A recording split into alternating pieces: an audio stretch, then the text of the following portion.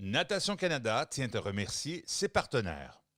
Swimming Canada would like to thank our partners. Comité olympique canadien. Canadian Olympic Committee. Comité paralympique canadien. Canadian Paralympic Committee. Le gouvernement du Québec. The Government of Quebec. Mieux pour tous et toutes les façons dont Bell redonne aux communautés et au sport à travers le Canada. Bell for better and all the ways it gives back to communities and sports across Canada. Murtha Pools, toujours au cœur des sports aquatiques de haute performance. Murtha Pools, always at the heart of high-performance aquatic sports. La Société de sauvetage du Canada, votre partenaire de confiance en éducation aquatique et en prévention de la noyade. Life Saving Society Canada, your trusted partner in aquatic education and drowning prevention. I have a disability, but I'm not fragile. My first big hit was a rush. It made me feel alive in a way only sports can. Because of partners like Bell, I get to feel it on the world stage. And now I get to share that feeling with the next generation.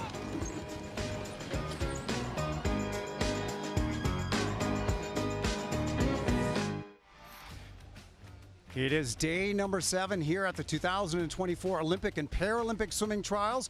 We're back at the Toronto Pan Am Sports Centre, one of the fastest pools in the country, and right now the center of swimming here in Canada. My name is Jason Pratt. I'm on the pool deck now with Byron McDonald as we get ready for 7th and final night of racing. Some fantastic swims this morning. Let's talk about Josh Liendo, Canadian record to kick off the morning. Well, his 100 butterfly looked amazing this morning. He's flirting with the 50-second barrier. There's only 2 guys currently swimming in the world that have ever been under 50 seconds. Both of them had big off years last year. So if Josh could get under 50 seconds, he could put himself in the position to be the man favored in Paris for the 100-meter butterfly gold medal. And that we haven't had in an awful number of years, so it'll be very exciting for Josh Liendo. Also up, coming tonight, still looking for a first individual event, the Canadian record holder in the women's 50-meter freestyle, Taylor Ruck. Well, Taylor Ruck was ranked #1 in the world in 2018, and that was a bit overwhelming for her, and she went a little off form. She's on the redemption trail. She's coming back. She's getting better and better and better. This would be great. She's already on the Olympic team for the relays. She'd love to have an individual swim, and it could be in the 50-meter freestyle. Person she's going to have to beat is going to be Penny Alexiak. Penny's the Olympic champion in the 100-meter freestyle back in 2016, a medalist in 2021 in the 200, but she's never really raced the 50. This will be a really interesting battle between these 2 women. So some pretty exciting racing coming up in that mad dash for the cash, the 50-meter freestyle. But this is swimming and this is Canada. We cannot get away from talking about Summer McIntosh, 200-meter individual medley tonight. Well, Summer broke the world record, as many of you out there watching would have seen, in the 400-meter individual medley. The reason she did that was her own world record. She was 2 seconds faster than she's ever been in the breaststroke leg of that individual medley. If she can do a similar improvement in this, the 200-meter individual medley, in that same breaststroke leg, she could challenge the world record for sure. Well, keep your eyes on the television set for that one. But also, we have Aurélie Rivard, one of the most decorated Paralympians, a 5-time Paralympic gold medalist, swimming a 50-meter freestyle tonight. Well, wherever she goes, she wins medals. I mean, just look at the list that she's got of all the international medals that she's been able to win. Favors the 100-meter and the 400-meter. Those are the events that she's won world records, set world records, and won those medals. She doesn't do the 53 that often. However, she is here. She's the class of the field. She should be able to win this one. Well, Aurélie Rivard on the trail again. This is our 7th and final night. It's been great swimming all week long, but not all the stories have yet to be written. So one more night of finals. Join Byron and myself here at the 2024 Olympic and Paralympic swimming trials from the Pan Am Centre in Toronto. Good evening, swim fans, and welcome back to the 7th and final day of the Canadian Olympic and Paralympic swimming trials presented by Bell. At this time, we direct your attention to the space under the Eiffel Tower at the start end of the pool as we welcome Team Canada swimming alumni, including Olympian and Paralympic swimmers from our past joining us here tonight in Toronto. Parmi nous ce soir pour encourager nos athlètes, nous avons plusieurs anciens et anciennes d'équipes nationales aux Jeux olympiques et paralympiques. Alors, démontrons notre appréciation pour leur dévouement à travers les années. Merci d'avoir été ici ce soir parmi nous. Keep it going, Toronto. Your Swimming Canada, Team Canada alumni coming out. They'll also join us later on for our team announcement. Put your hands together for those who have represented Canada in the past as we get set to introduce Team Canada for the present.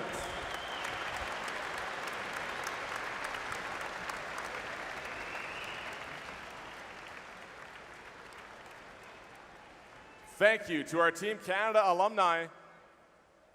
You will be back down here to help us celebrate our team announcements coming up at the end of tonight's session.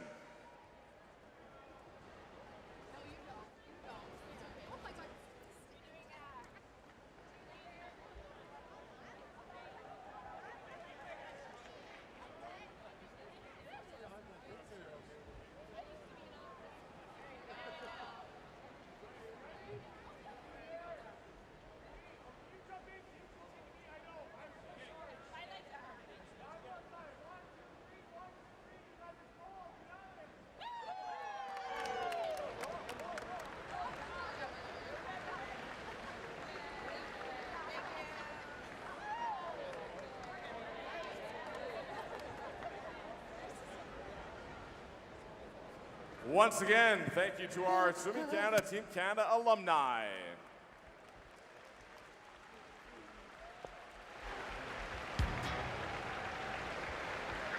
We'd like to now recognize that the land we're standing on today is the traditional territory of many nations, including the Mississaugas of the Credit, the Anishinaabe, the Chippewa, the Haudenosaunee, and the Wendat peoples, and is now home to many diverse First Nations, Inuit, and Métis peoples. We also acknowledge that Toronto is covered by Treaty 13, signed with the Mississaugas of the Credit, and the Williams Treaties, signed with multiple Mississaugas and Chippewa bands. Nous reconnaissons que la terre sur laquelle nous nous réunissons est le territoire traditionnel de nombreuses nations, notamment les Mississaugas du Crédit, les Anishinaabe, les Nishipois, les Haudenosaunee et les Wendats, et abrite maintenant de nombreux peuples diversifiés des Premières Nations, des Inuits et des Métis. Nous reconnaissons également que Toronto est couvert par le traité 13 avec les Mississaugas du Crédit et par les traités Williams signés avec plusieurs bandes de Mississauga et Chippewa. Présentons maintenant nos juges pour les finales de ce soir. Now introducing our officials for this evening's session. A referee for men's events, juge arbitre pour les épreuves masculines, Iris Jackson. A referee for women's events, juge arbitre pour les épreuves féminines, Pierre Gauthier, Cloutier. Starter for men's events, juge de départ pour les épreuves masculines, Teresa Staff. And a starter for women's events, juge de départ pour les épreuves féminines, Sue Kim Cheong.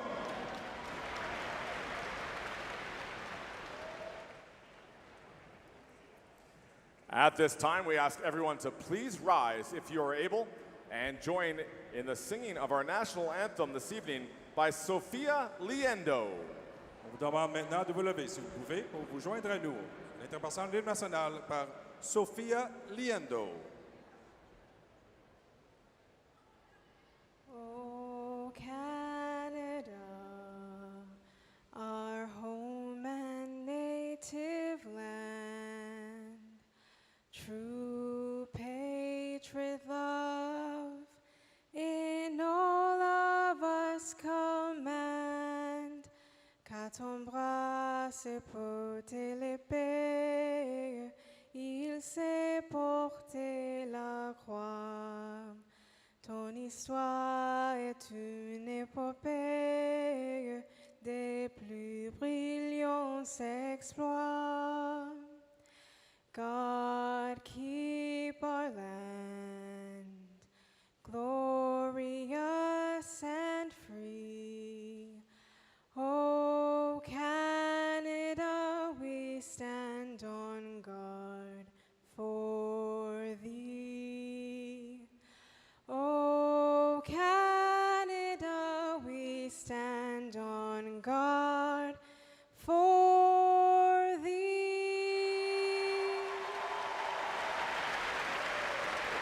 Sophia Liendo with our anthem this evening.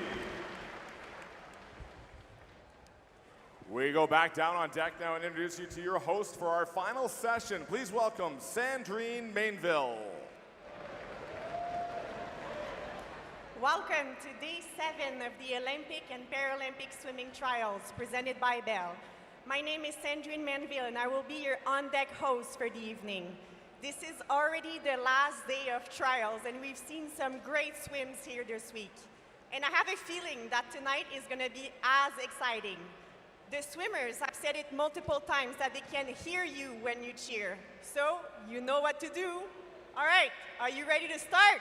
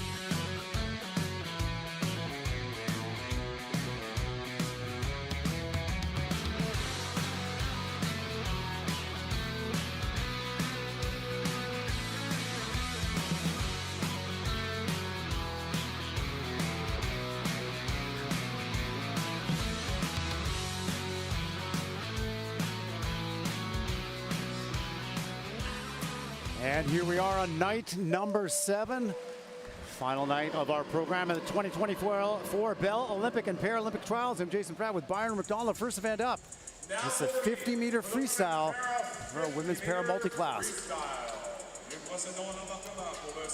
And the swimmers enter underneath the Eiffel Tower onto the pool deck.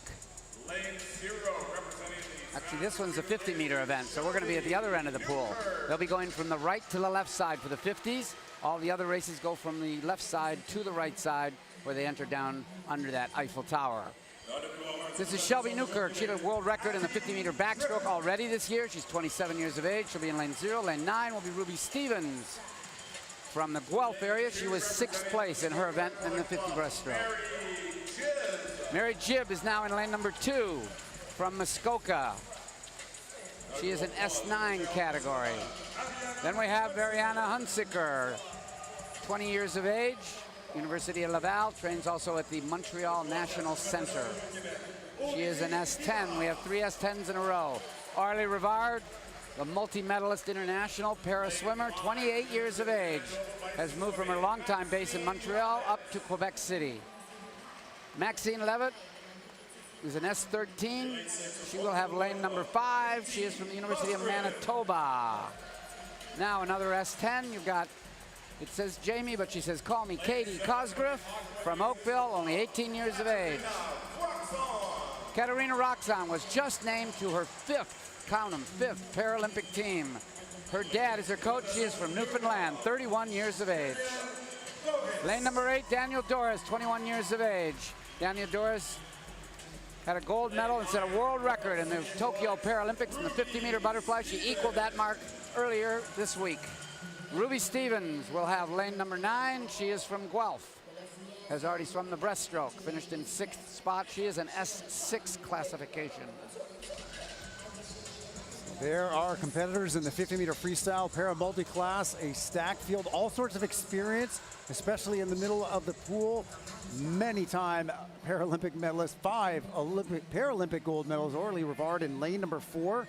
Swam pretty solid this morning, 27.92, just off of her Canadian record mark. And the standard to be, in essence, automatically considered for the Paralympics is 28.1. So Orly Rivard beat that standard in the morning preliminaries, as did Katie Cosgriff in lane number 6. Here we get ready for our first race of the night. It's day number 7 here at the Bell Olympic and Paralympic Trials. We're going to be kicking it off with our para multi-sport 50-meter freestyle. In just a minute, this one is going to be very quick firing. We've had a number of swimmers now consolidating their sort of spot on the team. That team will be named at the end of the night. See if we get anybody underneath that standard here in the women's 50-meter freestyle.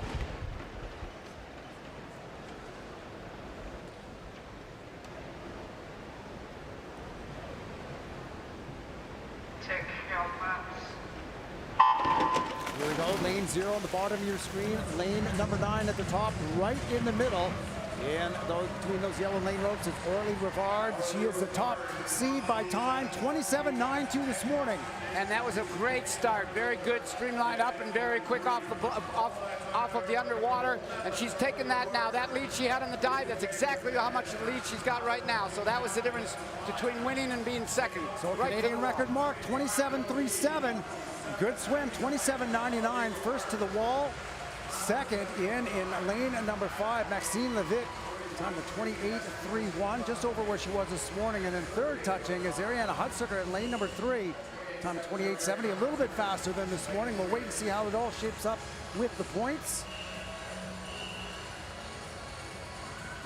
When you have multiple classes, powering all the way, a 50-meter freestyle, very few of the swimmers actually take a breath in the 50-meter freestyle. Maybe 1, maybe 2, and a lot of the able-bodied athletes go no breaths all the way, like a Josh Liendo.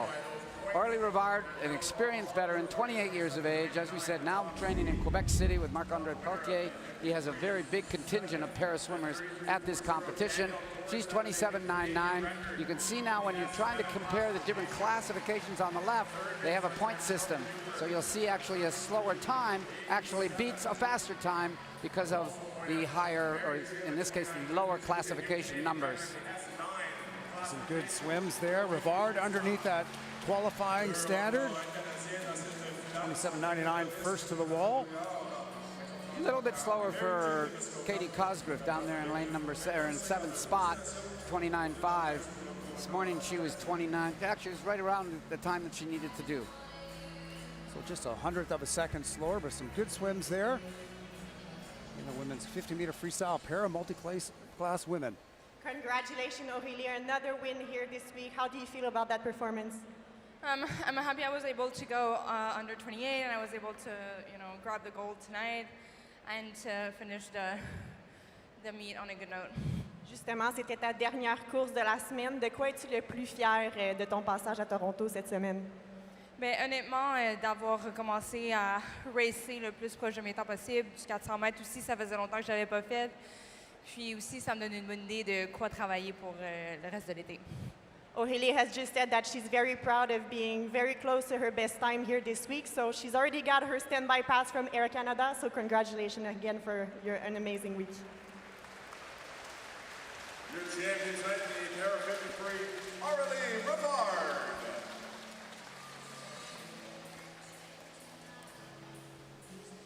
Here we go with our next event. It is the men's 50-meter freestyle. This is, again, the para multi-class final. And some pretty good swims this morning. Sebastian Masabi, Canadian record. Para 50 freestyle is about to take place. And he'll have lane number 2. Will be the first one that comes out of the tent down in that far end of the pool. There he is. Sebastian Masabi set a record in the morning preliminaries. He's an S4 category. This is about his 6th race. There's a proud mom right there. They're out of Pacific Seawalls in Surrey, BC. Reed Maxwell out of Edmonton. His coach Alex Wallingford's done a marvelous job with this young 17-year-old. He seems to set a record every single time he hits the water. Nicholas Turbide, 6-time para Canadian male swimmer of the year. 2-time Olympian, a silver medal at Tokyo. He's got speed to burn in this 50. Fernando Liu, an S10, will have lane number 5. He swims out of a Langley Abbotsford swim club. He's only 16. And an S7, Charlie Giamichelli will have lane number 6. I actually was chatting with his mother this afternoon between prelims and finals. He set a Canadian record as well. He won the 50-meter butterfly earlier in this competition. Byron, I do have to apologize. I did misspeak on that Canadian record by Masabi. He was 4 100ths over. He's broken so many records already this week. I just assumed that it was, but it was off. He was 38.52 this morning. The Canadian record is his own, 38.48. So he's very close, right on it, and he is under already the Olympic standard, which is important. Paralympic standard.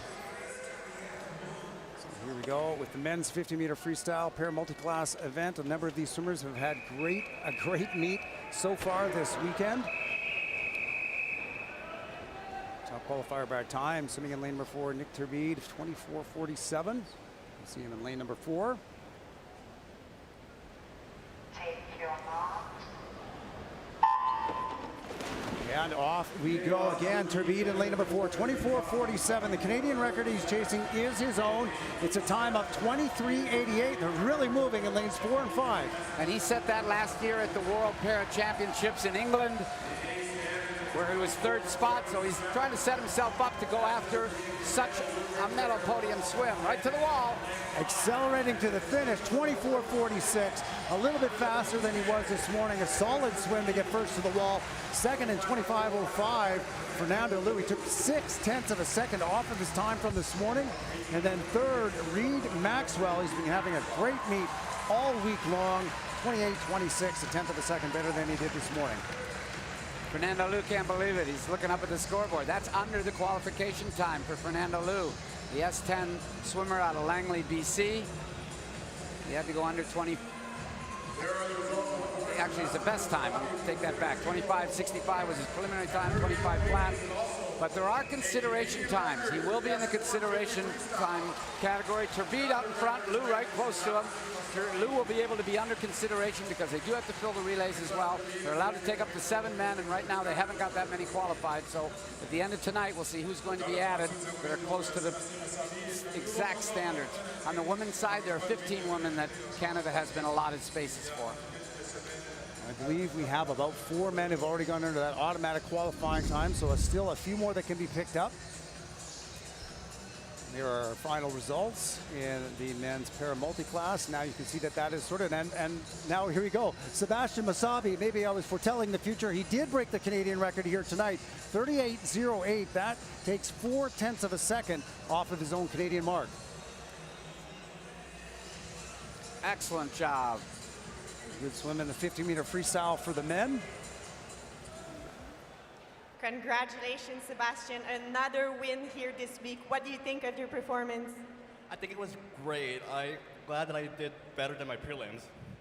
And I mean, you swam a lot of events here this week. What is your favorite race? The 53. Well, that's amazing. We also have the 200 free later tonight, so go get ready and we'll cheer on for you. Thank you. Congrats.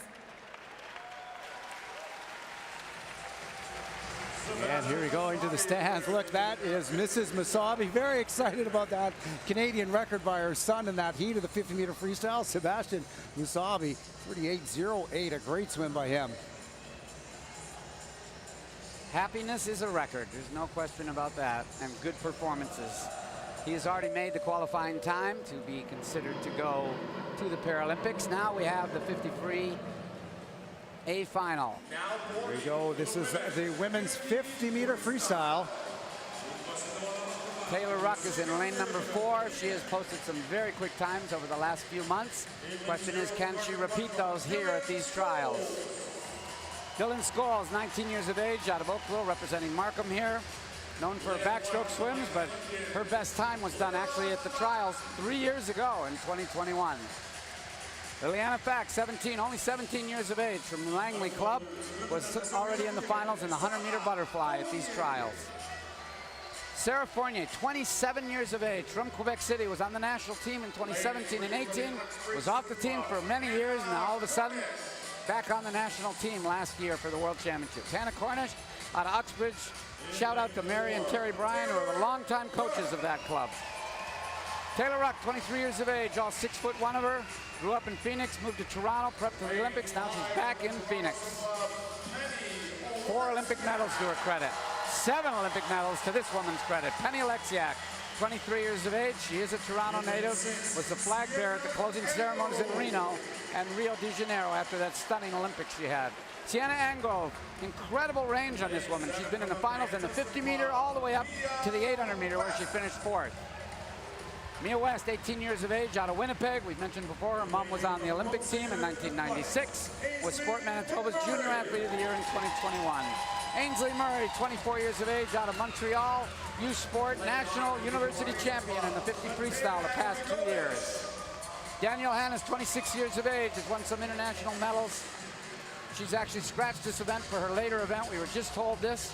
Matic Gegovic will be in lane number 9. Gegovic, the youngster from the Killarney Swim Club. She's going to have her hands full. Taylor Ruck in lane number 4, 24.50. She's been under the cut already this year, Byron. She was 5th at the World Championships, and she's a Canadian record holder. There she is.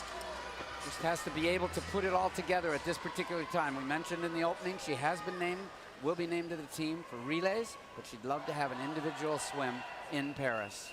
Well, we'll see if she can get it done. There is her chief rival, Penny Alexiak. And teammate. They trained together for about 4 of these past 5 or 6 years. Don't fall off the blocks. Well, get ready for a barn burner of a 50, ladies and gentlemen. So much power off the blocks in those middle lanes with Ruck and Alexiak up first for the 15-meter mark. And that's a good start by Ruck in particular. Penny Alexiak will have to try to make up that difference between the two of them. Both of them are 6'1". You got to be pretty big usually in the sprints. And look at Taylor Ruck in lane number 4. She seems to be accelerating as they close at the waist. The touch, it is Penny Alexiak by 2/100ths of a second. 25.06 to Ruck at 25.08. And then out in lane number 8, time of 25.43. That's Ainsley McMurray. That's a big best time for Ainsley McMurray to come in 3rd spot, the U Sport National Champion. That's a bit of a surprise. She looks pretty stunned over there in lane number 8. There's Penny, nice job, right to the wall. As we said earlier, she doesn't swim the 53 very much. Remember at the Olympics, she was 7th at the turn and came back and won the gold medal in Rio because she doesn't have that opening speed. So this is a good idea for her to be working on the opening speed by racing the 50-meter freestyle. So a great swim by Alexiak to get her hand on the wall first, just by 2/100ths of a second. Look how close they are at the finish here, Byron. Lanes 4, that's in the middle, that's Ruck. Lane 5, Alexiak at the top, and McMurray screaming way out there in lane number 8. Right to the wall, as you can see. Now, look at that. Oh, brilliant, brilliant by Penny, brilliant. Last 3 strokes, she picked up her cadence. There's Allison, Mama Alexiak. Very happy to see her daughter winning that one, but that was tactical. Now watch, you're gonna see her pick over her, a little hard to see it there, but she picked up her cadence on her last 3 strokes. Ruck kept the cadence the same. That was just the margin of error that you need, the margin of victory by picking it up at the very end and of course lunging to the wall. Such a small difference in these 50s, and there you see that the technique kept her head cool. Penny Alexiak, our race winner. Congratulations, Penny. Another win here this week. What do you think of this performance? I'm not a 50 freestyler, so I'm just happy to be up there and race these girls and get my hand on the wall. I know you wanted that individual swim, but you still got qualified on the 4x1 relay. What are you the most proud of this week? Just going to Paris. I'm excited for the Olympics this year. We have a really strong team, and we'll see what we do out there. I'm excited. Well, I personally, I'm very excited to see you swim again, Penny, this summer. So congrats on another amazing week. I'm very proud of you. Toronto, show your appreciation for Penny Alexiak. And here we go, that's Alexiak. And now at the finish, Alexiak and Ruck again. Watch this finish and how close it just is. And as Byron said, look at the technique. And watch her pick it up at the very end and pick up the cadence. And it's a little bit tight on Taylor at that particular point, so. 100 fly final. 100-meter butterfly. We talked about this one earlier on. Byron, how exciting was that? A Canadian record this morning. Josh Liendo, 50.33 seconds. So now they do walk out under the Eiffel Tower down at the starting end of the pool.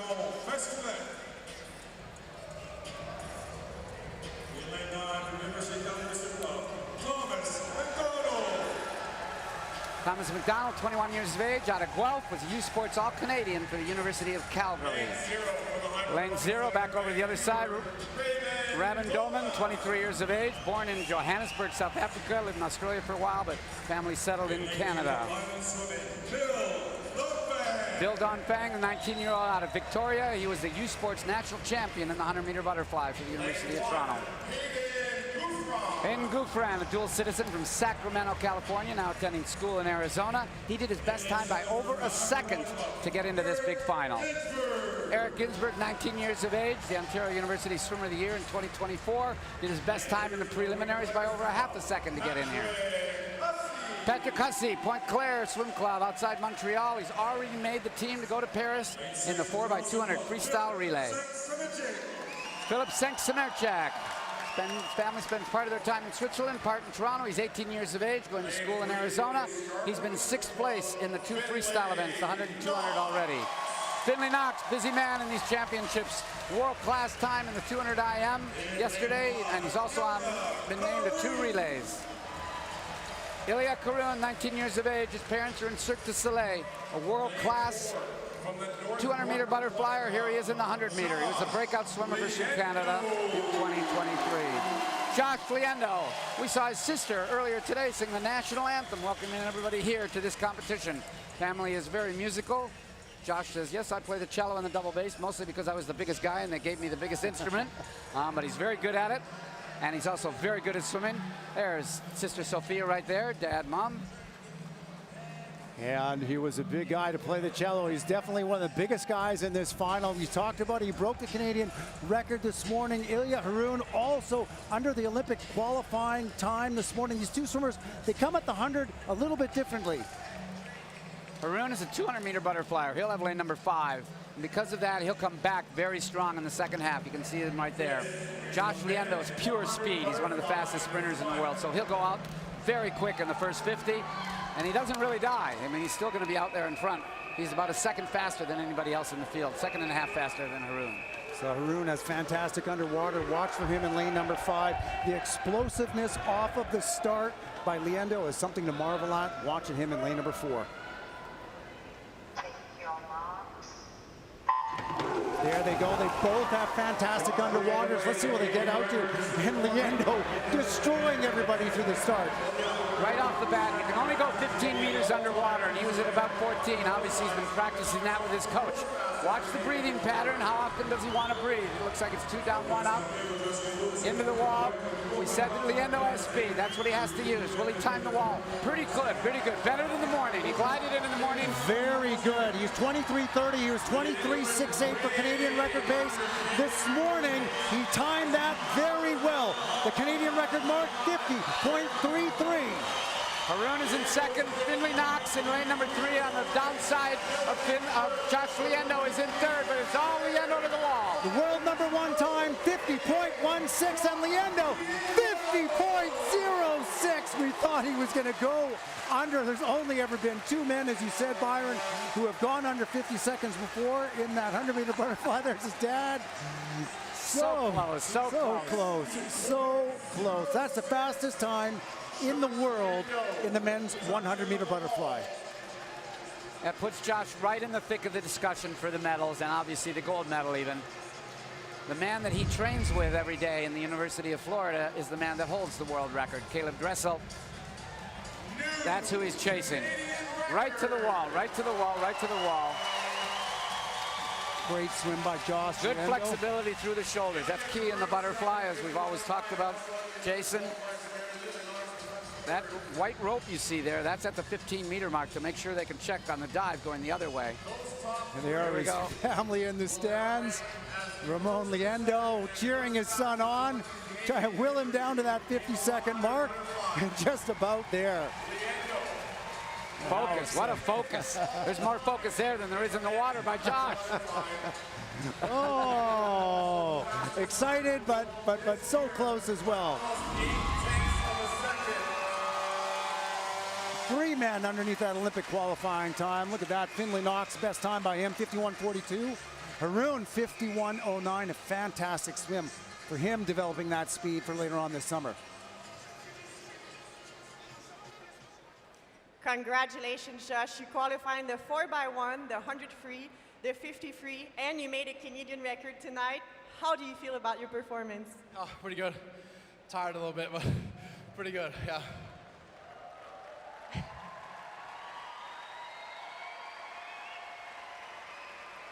This is your second Olympics. How will you approach Paris in comparison to Tokyo?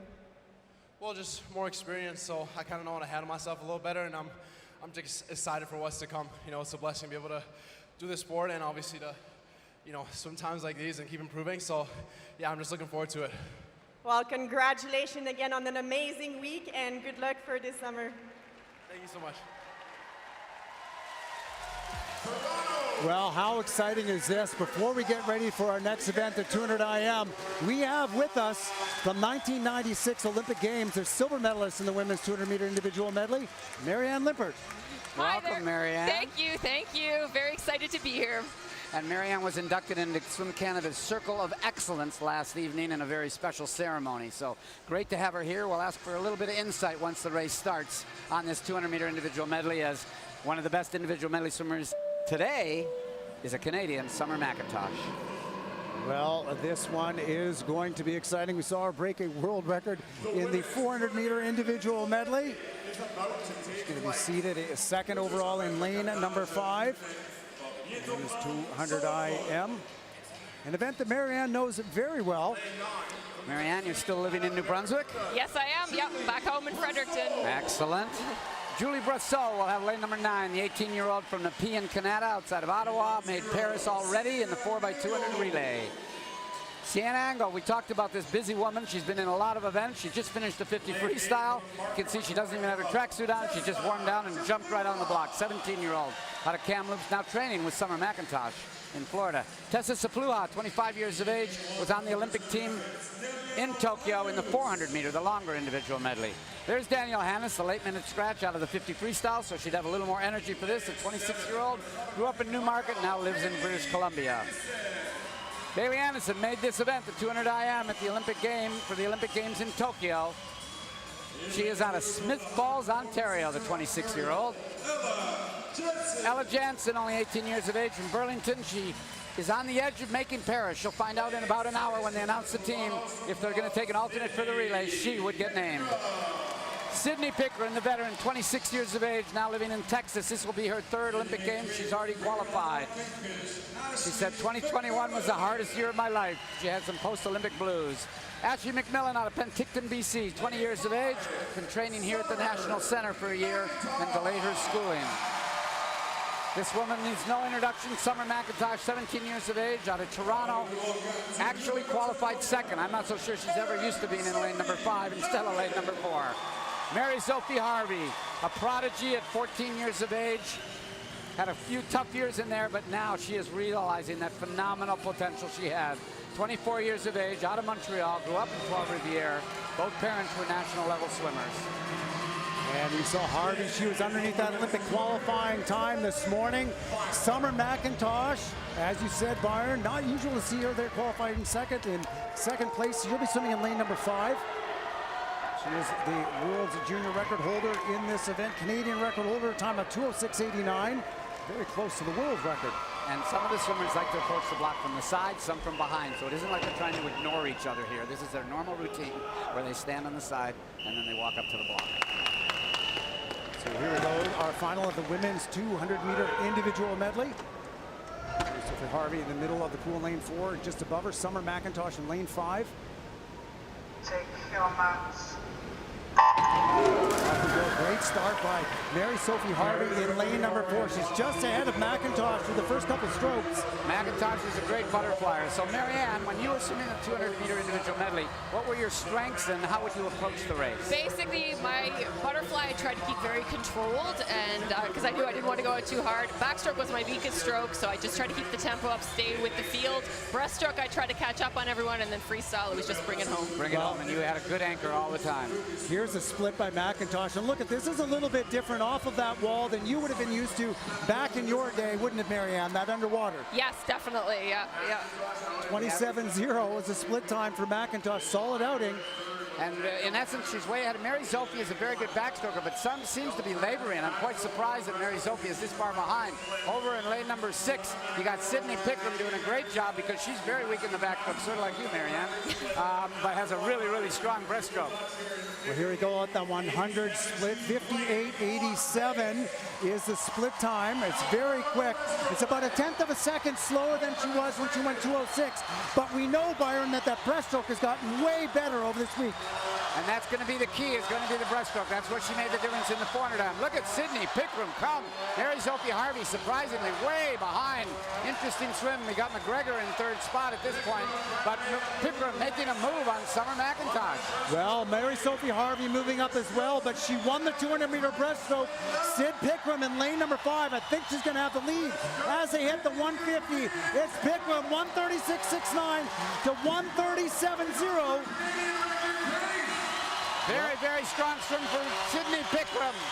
McIntosh is the better freestyler. She's one of the best in the world, so she's going to close, I would think. It's all coming down to the close. We've seen McIntosh under 29 seconds before. That's what she needs to go better than her Canadian record time. At the flag, Summer McIntosh in lane number 5 to the wall, 2:07.06. So close to that Canadian record mark. And Sydney Pickram, what a swim, a lifetime best for her in 2:07.68 per second. There are Summer's parents happy, probably thought she might go a little bit faster. Surprising there, Mary Sophie closed, not far off her best time. The difference is that Sydney Pickram just did about 1.5 seconds best time. That's a huge best time for Sydney Pickram. That'll put her in the discussions for the finals. There we are right there. She grew up in Florida. Dad was a hockey player, ended up down in Florida, and then moved to Texas for school. That's where she's been training lately, Sydney Pickram. Well, Marianne, what did you think of that race? That was pretty exciting for us. I thought that was awesome. I'm so happy to see these girls swimming so fast. I mean, they're swimming incredible times that I could only dream of. So this is so impressive. Like, I can't wait to watch them in Paris. Well, we're going to get to have 2 of them in Paris in that event. 2:07.06 for our event winner, Summer McIntosh. 2:07.68. Second place, Sydney Pickram, both under the standard. Look at that breaststroke, we talked about it. And look at how far behind Sydney Pickram is at this point. And then all of a sudden she was leading, but Summer McIntosh, of course, has a heck of a freestyle, and she was able to bring it back home. But again, I think Summer McIntosh was pushed by Sydney Pickram. This helps Summer to go a little bit faster. It's towards the end of the meet. Summer might be a little bit tired. She said it's something I'm learning to do to deal with the fatigue of a lot of events over a 7 to 8 to 9 day period. She said I'm getting better at it, but I still have more to learn. So it's a nice finish by Summer McIntosh. Head down to the wall. Always like to see that as we close on our races. Top 4 swimmers underneath that Olympic qualifying time. Congratulations, ladies. Both of you have qualified to be nominated in the 2IM. Congratulations. Sydney, the 2IM has put you on the national team since 2014 at Commonwealth Games. What does it mean to you to be able to achieve your 3rd Olympics in this event? Oh, it means a lot. I think the 2IM's kind of always been my baby, and you know, now I've been on the team a decade, and that's a long time. I don't even know if you've been swimming for a decade. So, you know, I definitely am excited. I didn't go best time in that event for 5 years, and last year was the first time I touched it, and to go the 2:07 means a lot, and just to do it a little bit more relaxed. I had a lot of people doubting in my ability for this one, so I'm excited for it.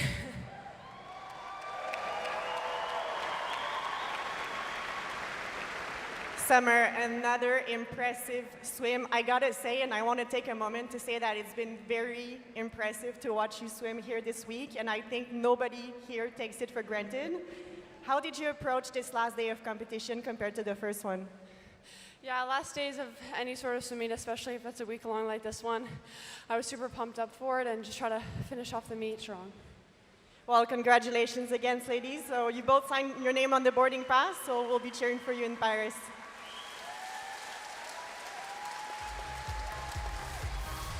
Congratulations, and put your hands together once again for Summer. Well, the parents' anxiety sometimes is more than the athlete in the race. This is when Summer is trying to get back into the race. They're cheering her on and cheering her on. knowing that she's got the ability in the freestyle, but it's still got to happen. And it's right to the wall. You can see that Pickram on the left. Pickram's arm turnover is really getting slow at the very end. She's running out of gas.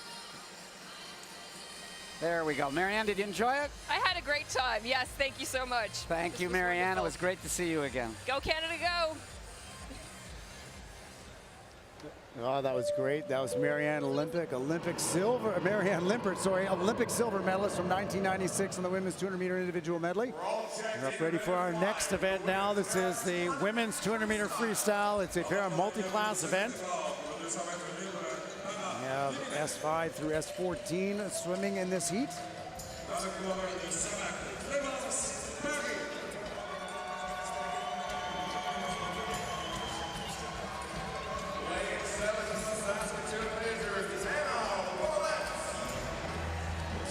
Paris swimming in lane number 1. Hannah Ouellette, she's in lane number 7. Now you've got Ella Tucker from Mount Allison. She will have lane number 2. She is an S5. Jessica Tinney, a Queen's University grad, will have lane number 6. She's 24 years of age, an S4, S5. Allison Gobet will have lane number 3. She is an S5.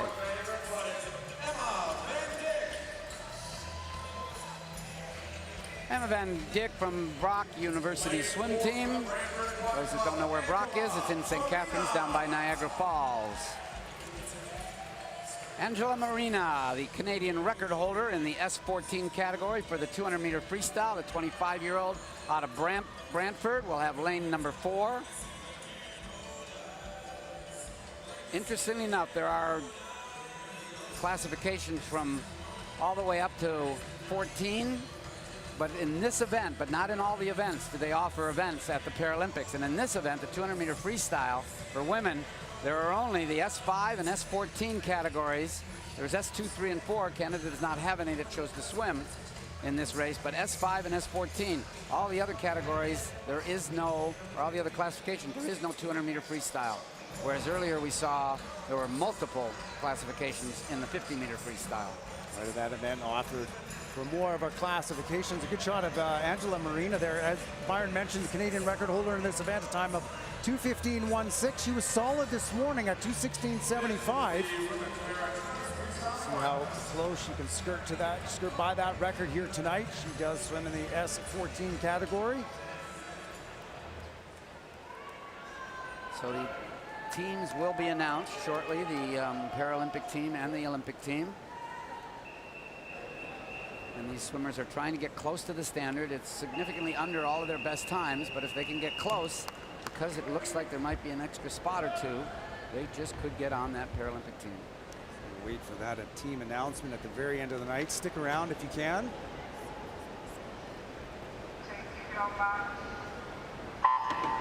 Here we go in this heat of the women's para multi-class 200-meter freestyle. Angela Marina, as we talked about earlier, she is in the middle of your screen in lane number 4. Came pretty close to her Canadian record this morning. She was 2:16.75. It stands at 2:15.16. That was the time she did 5 years ago.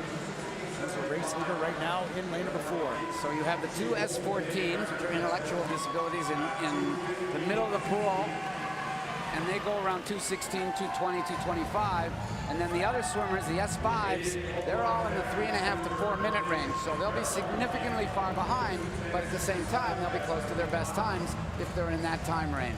Well, and that's how that point system sort of evens things out, doesn't it, Byron? It's not about time. We talk about times because it's the easiest thing for us to keep an eye on when they're racing, but ultimately, how they are ranked is that pair of points. And it's really a reflection of how close they are to that world record, isn't it? Yes, it is, and that's exactly how you can have multiple classifications in the same race and figure out who won. So here we go, Marina in lane number 4. She turns at 1:05.96. That's 0.3 of a second better than she did this morning in the prelims. Turning next in lane number 5, 1:09.33. That's Emma Van Dyck swimming for Brock. Her S5 still making their way here to the 100-meter wall as the S14's turn. We're on to the back half of the race. Our leading S5 candidate would have lane number 3. That's Allison Gobet. She is slightly ahead of, in lane number 6, Jessica Tinney. So goodbye this morning, swam 3:31.59. The Canadian record is 3:21.18.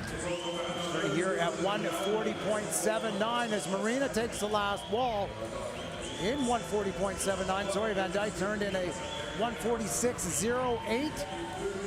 So 2 of the swimmers, they're almost assuredly going to be on the Paralympic team that we've seen many times, but not tonight. For those that are tuning in, Tess Rutloff qualified for her 2nd Olympics. She actually would have been her 3rd, but she missed 2021 because she was injured. So she said, I had to wait 8 years to get to my next one. And Sabrina Duchesne, it'll be her 3rd Paralympics as well. So closing hard is Marina in 4, 2:16.49. A couple tenths of a second better than she did this morning. She'll be happy with that. Into the wall next in lane number 5. That is Emma Van Dyke. Time 2:22.37. It's about 3 seconds faster for Emma than she did in the morning preliminaries. Nice job, Emma. Good job by our S14 too. Angela Marina is not quite under the standard. The standard is 2:10, so she's about 4 or 5 seconds, 6 seconds off. But again, we'll have to wait to see if it's close enough according to world rankings to be out. Oh, and here comes lane number 6, Jessica Tinney, starting to make a move on Alison Gobai on this last length in the S5 category of the 200-meter freestyle. So 25 meters left to go for Gobai there in lane number 3. Again, she was 3:31.59 this morning. She's sitting out in lane number 6. Jessica Tinney, she was 3:37, so she was about 6 seconds back. She's ahead now. And we go near the finish of this one. These are going to be our top swimmers in the S5 category as we come to the finish. Alison Gobai in lane number 3. Looks like she's going to get the touch as she comes in a time of 3:33.70. So she was a bit quicker. Gobai was a bit slower than Gobai was a little bit quicker than she was this morning by 4 seconds. Here we go, the rest of our competitors coming in the 200-meter freestyle para multi-class event.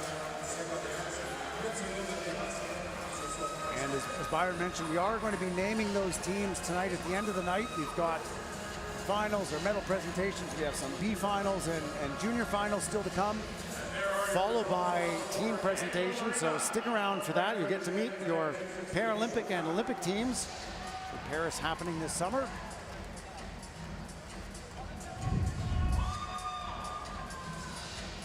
Marina has a bit of a straight arm recovery. It seems to work very well for her. Some of the sprinters nowadays are doing that, not as many in the 200-meter freestyle. It's a method that she uses to improve and get better and better. As we said, she is the current Canadian record holder. Wasn't able to quite get back to that. Trains in Brantford. Those who don't know where Brantford is, it's about 40 minutes, half an hour from Hamilton. And she trains in the Wayne Gretzky Athletic Complex because Wayne Gretzky, the great hockey player, grew up in Brantford, so it's named for him. Here there are results for our top 7 swimmers in the women's 200-meter freestyle. I'd like to see a few of them off to the Paralympics this summer. Congratulations, Angela. Very close to your best time. How do you think of this performance? I'm pretty happy with it. It's the fastest I've gone for in a while. What went through your mind in the last 50? I was just trying to give it all I got. And what will you be working on in the next few months? Just keep on training and having fun. Well, congrats again on an amazing swim tonight. Thank you. Put your hands together for Angela Marina.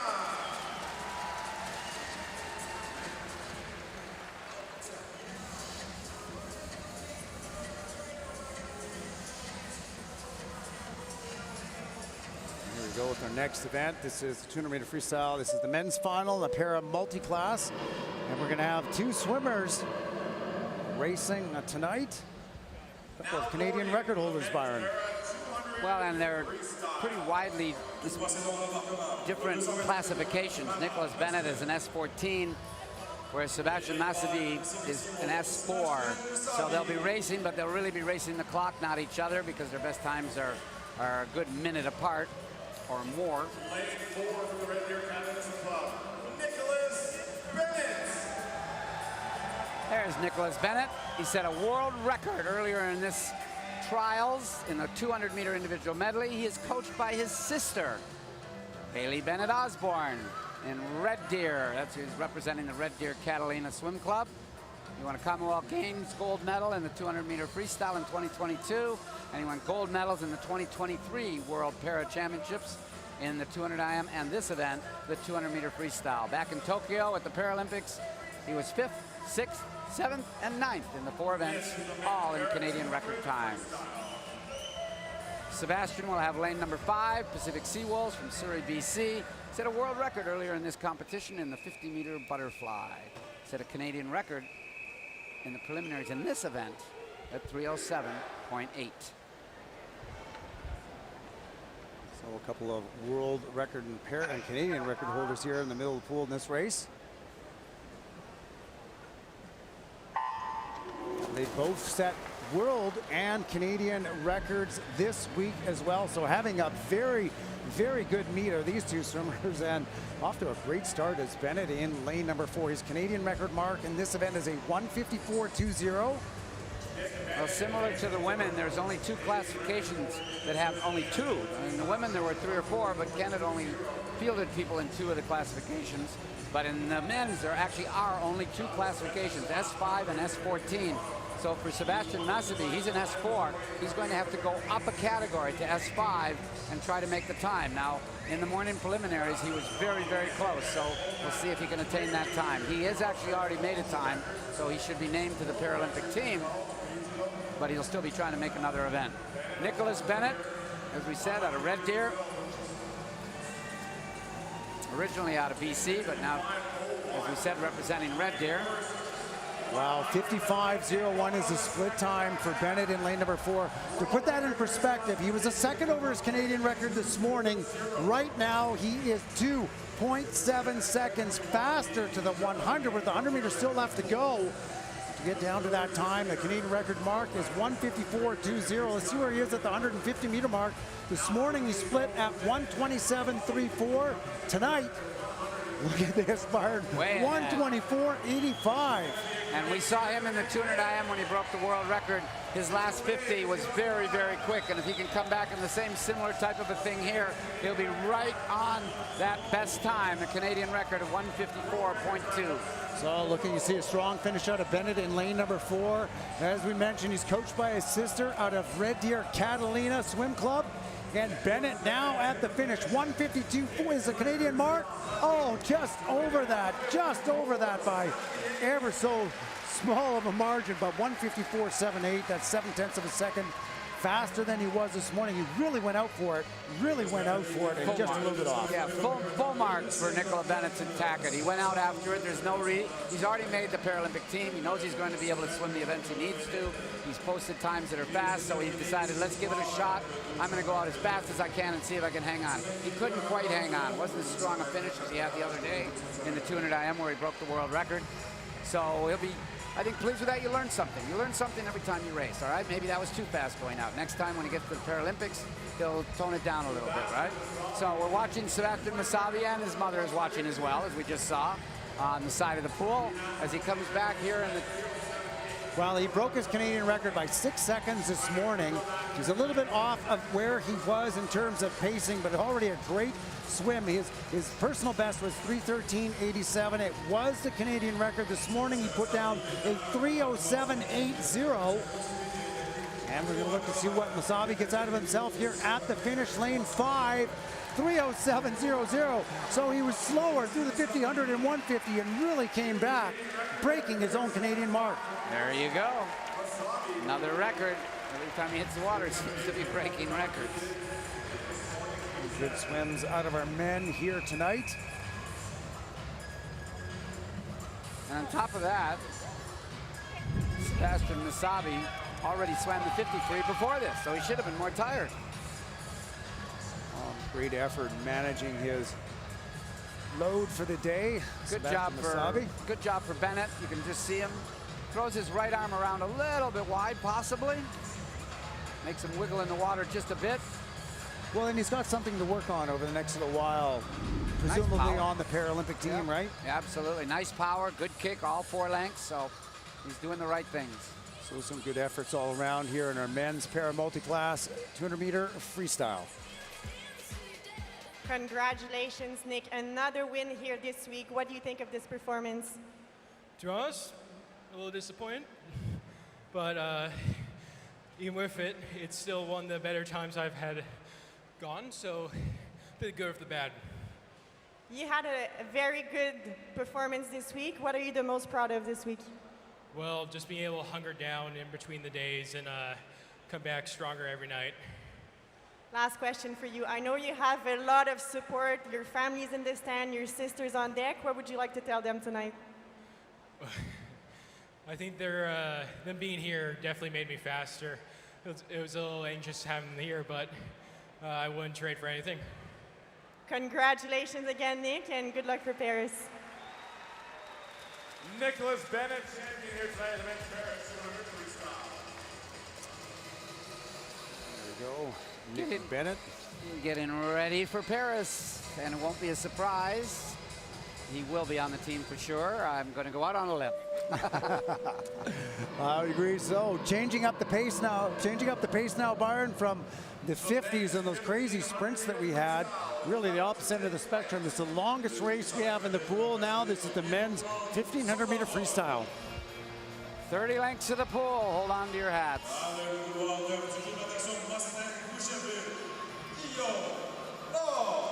Guillaume Lord will have lane number 9, 23 years of age, says, I want to be a coach when I'm done competing. Simon Fonseca from Montreal, the Camo Club, Club Aquatique Montreal Olympic. Only 16 years of age. He was 9th in the 800-meter freestyle earlier in this camp. Edouard Duffy, also teammate of Fonseca's, will have lane number 8. Kieran Watson, 21 years of age, lives in the Seattle area, actually. His coach at the University of Denver is Alicia Hicken, who grew up in the Etobicoke Swim Club. Max Borbiev swims at the Markham Aquatic Club. He's on the Swim Ontario tour to Luxembourg in January. He went on a special distance camp as he was ID'd by Swim Canada. Sebastian Pollins, big cheer from behind me. His mom is there. She's the CEO of Swim Canada, along with some family members, 25 years of age. He's out of Brantford. Olivier Risk, 18 years of age, out of Carleton. Nico Bilal's his coach. He was the gold medalist at U Sports in the mile. Benjamin Cote, 21 years of age, out of Killarney in the Calgary area, was at the 2023 Pan Am Games. Eric Brown, 21 years of age, of Point Claire Swim Club.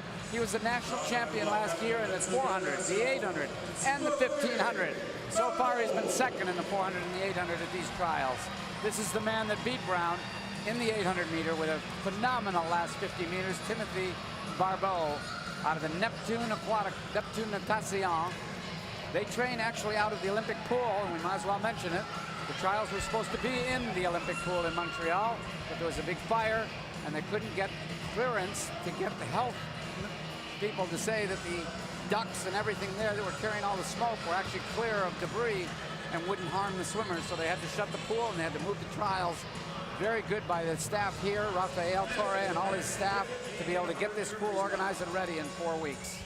Incredible effort on the part of so many people to get things up and prepared here in Toronto as we're prepared to go to the 1500-meter freestyle final now.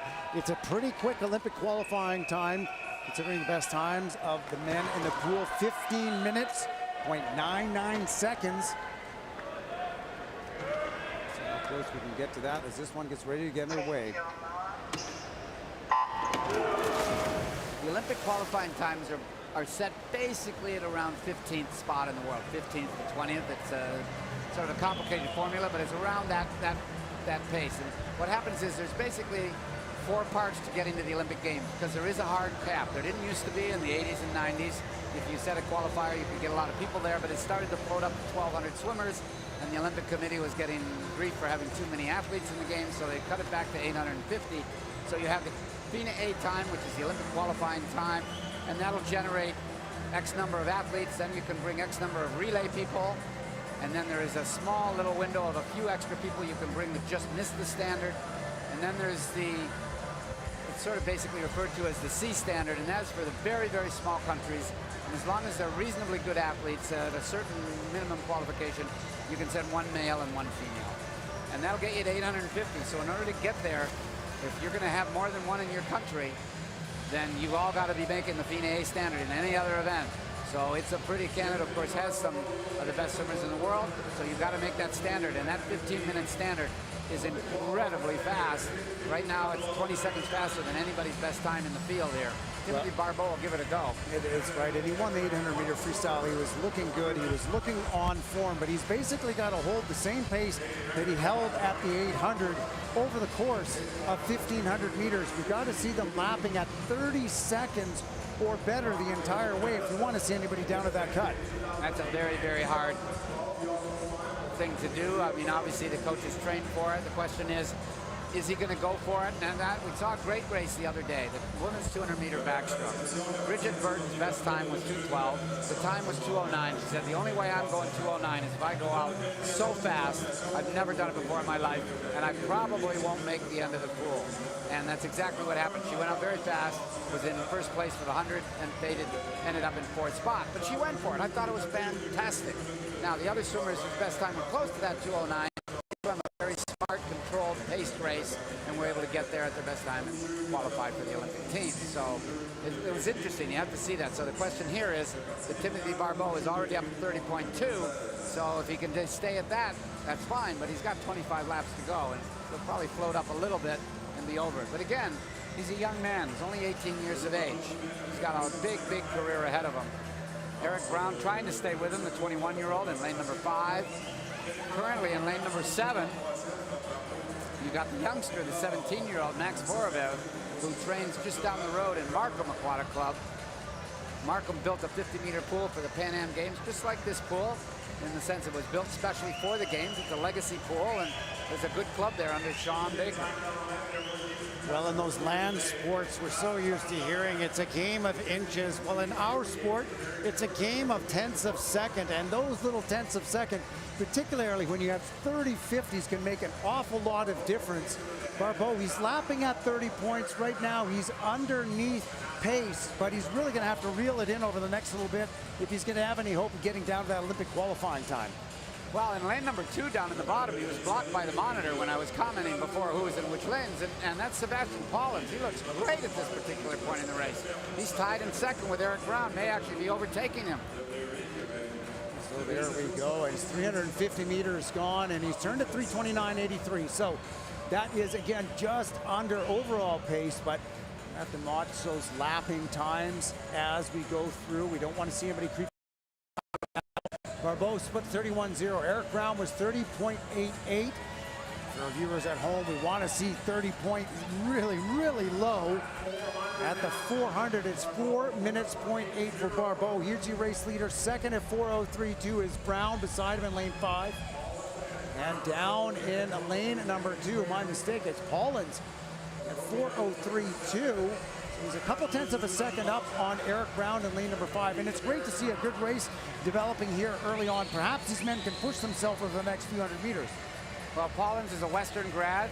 He swam Western University under Coach Paul Midgley, did a great job. Now training in Toronto. He's in a good spot with Eric Brown. Eric Brown's had a big program at this competition, like usual. He was also 4th in the 400-meter individual medley. Paulins did one of his best times in the 800, so that's got to given him confidence. He was 4th in the 800-meter free and 9th in the 400-meter free. So usually once you're a distance guy, and you do a lot of the 400, the 800, the 15. Should mention that at the Olympic Games, there is an 800 freestyle for men. First time it ever was swum was in Tokyo, and the reason it was swum was that the women, they wanted to introduce the 1,500-meter freestyle for the women. If they added the 1,500 for the women, because they only used to do an 800, they had to enter the 800 for the men. That's exactly what happened, and it opened up another event for the distance swimmers. Well, it's also interesting at the Olympic Games, and you don't see it here. We very rarely see it domestically in Canada, but at the Olympics, they're going to have to do this event, both heats and finals, the same way they do the 800, a preliminary swim, and then 48 hours later, a final swim.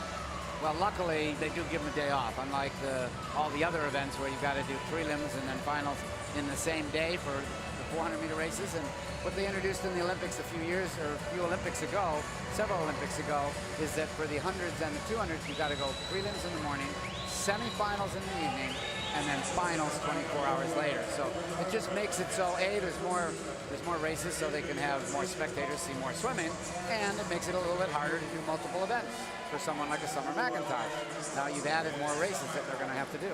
Well, it's interesting you say that they brought in semifinals, and I guess it's a case of what's old is new again, because for years and years and years there were no semis, but it's not new to swimming and it's not new to the Olympic Games, is it? That's right. Well, there were semis actually when I swam in the Olympic Games in the 70s, and what ended up happening is, people may not remember this, but there was a boycott in 1980. The Olympics were supposed to be were in Moscow, and the United States decided that Moscow's invasion of Afghanistan wasn't proper, so they were going to boycott the Olympics, which is pretty ironic when you think about it, 10 years later when the United States went into Afghanistan.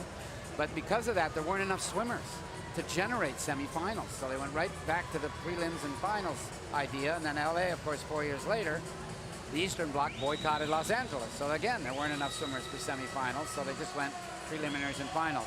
Then after that, when you started to have full participation, they started to reintroduce the semifinals.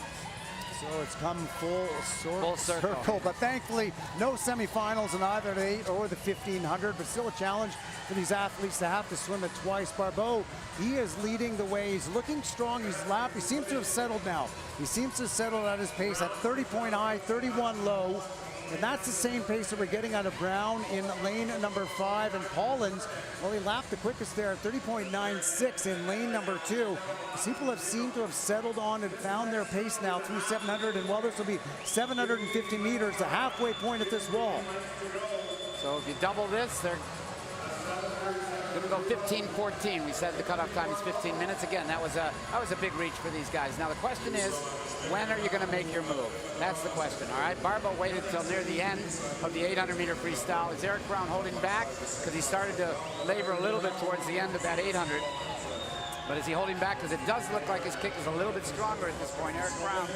Can Sebastian Paulins hang on? He's had a whale of a race for the first 800 meters of this race. We'll have to see if he can hang on to these two guys in front. This will be the best swim he's ever had in a long time. Well, Paulins picking it up there. He outsplit both Eric Brown and Barbeau by a couple tenths of a second on that last 50. They turned at the 800, so the split time was 8:08.87 for Barbeau. Eric Brown was 8:11.12, so just a couple seconds back, and right on his heels was Paulins at 8:11.42. And I think I see a move happening here, Byron. You tell me. In lane number 5, Eric Brown, he seems like he's picking up the pace. It certainly does. I'm surprised that his split isn't a bit faster. It looked like he was picking it up, but I think he just eased into the turn a little bit, and that's why it slowed him down a little bit. But Brown is definitely making the move. This will be interesting. Barbeau looks like he actually is laboring. He does not look as smooth as the first 400 meters. Paulins is trying to stay with him. This is a 3-man race. Back in lane number 6, Olivier Risk, the U-Sport national champion, trying to get into the picture, but he's got a long way to go at this point. Well, as you said, Byron, maybe a bit of a reach to expect men at this level to all of a sudden drop 20 or more seconds in this event, but nonetheless, we could get some big drops in personal best from these swimmers. And that's turning at the 900, and really that, if they're not going to go into that standard, that's what you want to see. Absolutely, you got to do that. So all the swimmers are obviously wearing goggles. Everyone takes it for granted, but until the 1970s, there were no goggles. Nobody had invented them yet, and then all of a sudden they came onto the scene in the early 70s, but everybody was afraid that if you wore them, they'd fall off while you were racing.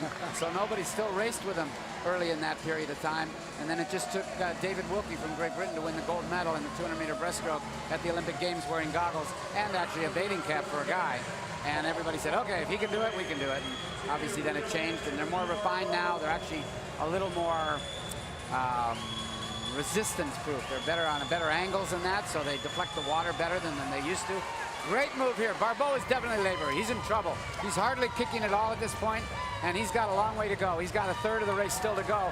I wouldn't be at all surprised if Paulins could pass him the way things are happening at this point. And Brown has been out splitting him by about a half second the last few 50s. He did the same thing here, 31.35 to 31.86. That is a full half second on the 50. Paulins is right there too.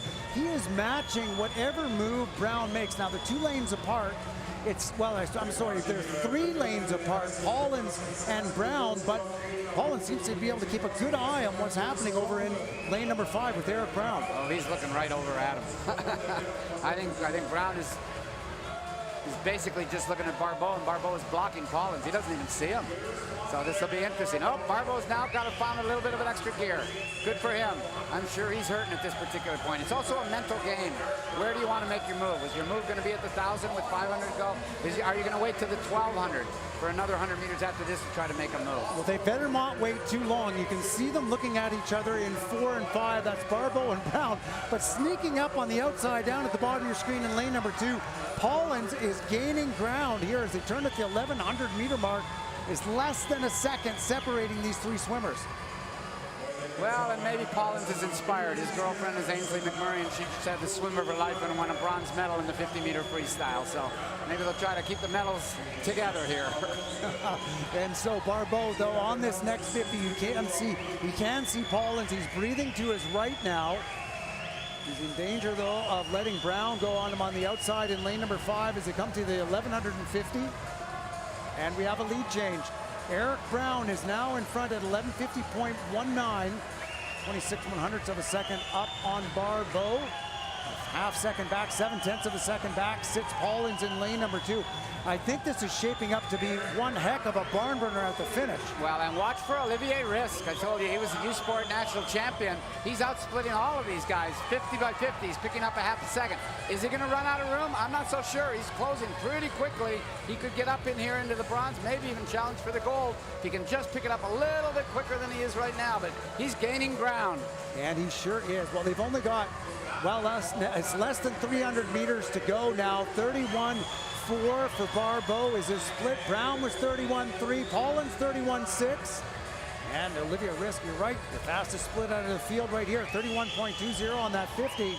He's got a powerful kick, so we'll see. He's got a little more in the tank because he started out higher and he's getting faster and faster. So these other guys look like they're kind of hanging on a little bit, so they may not have a kick at the end. Yeah, Risk is going to get into the picture. He is going to get into the picture for the medals here. Well, at some point, somebody is going to have to try and make a concerted move to break the rest of the field. I see Eric Brown going strong there at 31.1. Risk, though, he's splitting, as you just said, a full half second better than him. I think Risk may win this thing. He was out of the picture at the halfway mark, and he is picking up all the way. Brown is trying to make sure that that doesn't happen. He's trying to pull away from these other guys, the early leaders. Well, Risk has got to make up about a 7.5 meter gap, so he's going to have to keep on going and have to keep on outsplitting the field. And you just saw Eric Brown split 30.8. Risk actually dropped off a couple tenths of a second, so it does appear Brown has picked up his second win in lane number 5. He's really getting on it, right? Now, the question is, when are you going to reach down for that reserve? You may have no reserve left, but if you do have one, are you going to wait till the last length? They got 3 lengths to go. Are you going to wait for 2 lengths? There's an American that's made it famous. His name is Bobby Fink, and he was in 4th place at the Olympic Games, and he outsplit the last guys on the last length by about a body length and a half. And now the word is, did you get finked? That's the word, right? If somebody gets you at the very end. So the question is Olivier Risk going to fink anybody here by coming back so strong? Barbeau is in the middle, is starting to pick it back up again. Pollins is the one that's going to be on the edge here with the way Risk is picking it up. Well, let's see. It's a great effort defending that lead that he's built up now is Eric Brown. You just saw the bells. These swimmers have less than 100 meters to go, and it looks like all 4 of our leaders have kicked it into another gear. They certainly have. Brown's going to win it, no question about that. Did a nice pace job, moved at the 1,200 meter mark, stole it away. In second spot, looks like Barbeau. Olivier Risk trying to make a big move on Sebastian Pollins. There we go, 50 meters left to go. Brown is now splitting back under 30 seconds. 29.74 on that 50.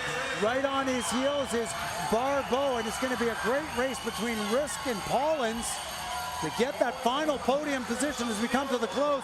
There's just 15 meters left to go for Eric Brown in lane number 5 from Point Claire. His personal best, it stands at a time of 15:26.85. And Brown to the wall, 15:23.87. And look at this, Olivier Risk comes up for bronze in lane number 6 with a great finish. Second goes to Barbeau.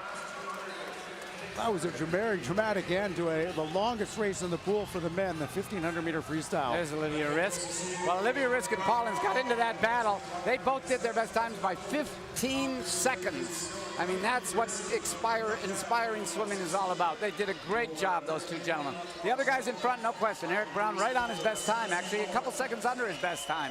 All right, and Barbeau just 1 or 2 seconds off his best time. But boy, the next two guys, 28, 29, their best times were in the 1540s. Those are great swims there. Nobody under Olympic qualifying time, but they should still be happy nonetheless. Personal best times, that's all you can ask for. Some good swims there in the 1,500-meter freestyle. You can see how close they swam for so much of that race. Yep, there's Paulins in the middle, Barbeau, and on the far left was Brown, and then Brown now at this point, all of a sudden, starts to pick it up a bit, and then he starts to get a lead, and then he just kept adding to it, and the other swimmers couldn't keep pace with him. That's the bell. The swimmers always get the bell in the longer races, not the 400-meter race, but the 800 and the 15 with 100 meters to go. On the far left is Risk. All Eric Brown. Great finish in the men's 1,500-meter freestyle. Always so exciting when it's a race. Drama like that and make it a race. That's a solid one there. We see the final results. Personal best by top swimmers in that field. And Fonseca did his best time by 16 seconds in 5th. Lots of good times. Great results in the men's 1,500-meter freestyle. Congratulations, Eric. Second in the 800 and tonight first in the 1,500. How do you feel about that performance? It was good. You know, it's been a rough season so far, so just happy to put up a decent time today and just enjoy myself, so I'm happy with that. It was a great race with you and Timothy and Sebastian in lane 2. What went through your mind during the second half of the race? You know, I knew I was just descending the race. Every 300, I wanted to pick it up a little bit, and seeing how much effort they were putting on it, I knew I was going to be able to catch them. And so being able to do that, I'm just overall happy with my performance today. Last question for you. I see you have a really good cheering team here in the stands. What would you like to tell them? Thank you so much for making the trip. You guys mean the world to me. Love you. Congrats again, Eric. Eric Brown, champion in back-to-back Olympic trials. Some great supporters in the stands for Eric Brown. And he wants to give his towel to the cheering section. The cheering section has been fantastic this week. It was great to see the Olympic team, national team athletes out there signing autographs. You should have seen Byron yesterday when Summer McIntosh walked by. It was raining towels and raining kickboards and caps down on her to look to get the signature from the great Summer McIntosh from all these youngsters being inspired. It actually, Swim Canada has done a very good job of making it an experience for the fans that are coming here, and especially for the children. There's a lot going on out there. There's an Air Canada booth. There's a Chicken Farmers of Canada booth, and obviously they have the athletes coming out. I saw them there. I saw when Kylie Moss was sitting there, and there was a lineup down the hall to get autographs. And it's an event. I mean, it's becoming a bigger event than it's ever been, and I think that's great. And again, kudos to the people here for in 4 weeks being able to turn this around and being able to host this Olympic trials and Paralympic trials. This great facility. I mean, it was a legacy facility built for the Pan Am Games in 2015, and I was in on some of the beginning meetings about the design and everything, and I felt they were doing a great job. They had great leadership of the people that were behind it. There was 6,000 seats for the Pan Am Games, and they were very smart in realizing that there won't be a need for 6,000 seats all the time, so they were able to collapse one of the walls and bring it down to 2,500 seats. Obviously less volume to heat, less volume to do anything with, and of course at the same time, then it's a little bit closer and everybody gets a better experience. So, and for those of you who don't know, there's 3 pools here. There's a big racing pool, a competition pool.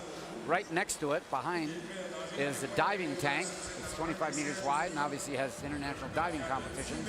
And then behind the scoreboard, that big wall down there that you can see to your right, there's another 50-meter pool down there, a training pool, and it also has a portable floor that can go up and down so that you can have lessons in there. And I think obviously that's one of the great things. This facility is rammed to the gills with people every day. Like there's a Olympic trials, para trials going on, but there's a huge basketball tournament going on in some of the gyms, and there's 500 or 1,000 people that are here for that. So it's very, very well planned out, and that's what you want when you have a host of games. You want legacy facilities that are really integral to the community, and this one really fits in really well. Well, a great multi-sport facility is this Toronto Pan Am Centre. It is one of Canada's fastest pools. You see that on the wall every time you come in here. With the amount of records that have been set since 2014, absolutely an incredible number of fast swims, an incredible number of fast swims tonight and throughout this week as we sort of finish off our A finals and our Olympic trials selection and Paralympic selection events. Well, they've got a big, huge board here across from us, up on the wall. There it is, right there. All right. They're going to have to get the ladders out. Okay. They got to change the 3 to a 4 in the world records. There's been a slew of Canadian records. All right. Somebody's going to have to get up there with their big white marker and change those numbers. You got that right. So, but that's a lot of records for a pool that's only been around for 10 years. Yeah, almost 10 years exactly. You know, so. But if you think about it, the legacy facilities are producing good things. In Victoria, Canada hosted the Commonwealth Games there in '94, and it ended up producing Ryan Cochran, who ended up winning several Olympic medals for Canada. And Winnipeg had the Pan Am Games in '67 and '99, and it was a real stimulation for the entire country, actually. Commonwealth Games were in 1978 in Edmonton, the great Smith family. I remember when they opened that pool, and Gwen Smith and Don Smith, their 8 children. They had 8 children, and all of them were good swimmers. The father was the coach for when they were young, and 5 of them were on Canada's national team. 2 of them won Olympic medals. It was an incredible swimming family, and when they opened that pool, because they were from Edmonton, they were there for the opening. Well, we are going to be turning to the deck here in a second for medal presentations coming up. We've got junior medals and we've got medals from the previous night and our medals for the events tonight. And then we'll be back shortly thereafter for B finals and our junior finals. And then introduce you to Team Canada for Paris this summer.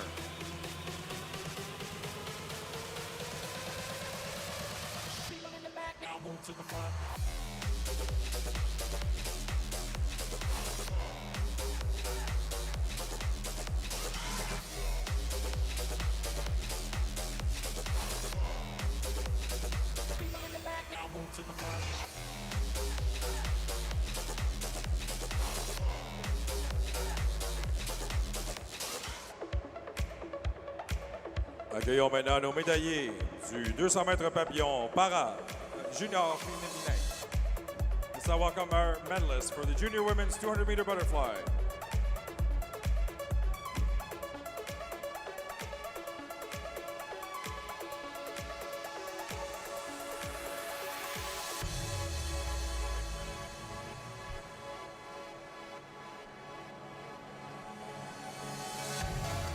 La présentation de médailles sera effectuée par Luc Bissaillon, président du comité organisateur local des essais de 2024.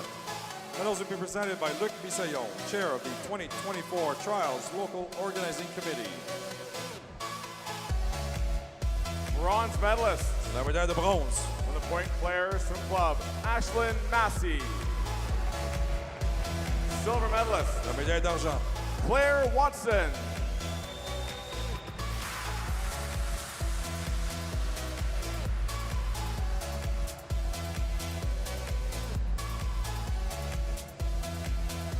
Gold medalist. La médaille d'or. Your junior champion is Summer McIntosh.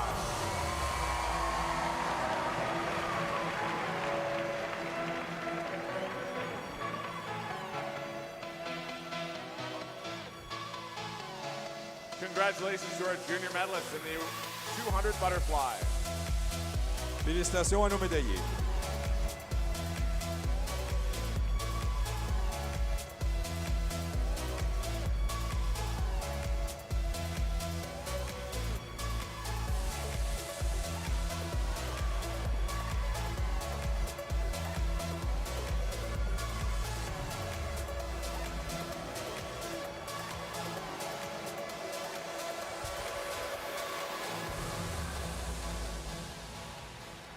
Accueillons maintenant nos médaillés du 200 mètres 4 nage masculin junior. Let's now welcome our junior men's 200 individual medley medalists.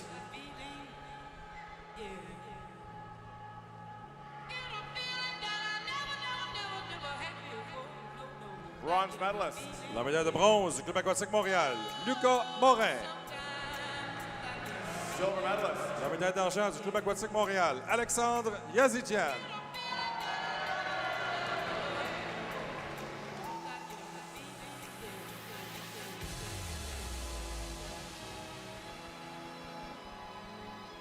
Gold medalist. La médaille d'or. From Island Swimming, Tuja Dreyer.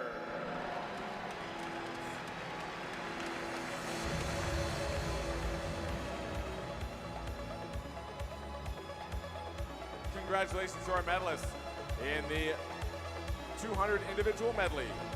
Félicitations à nos médaillés.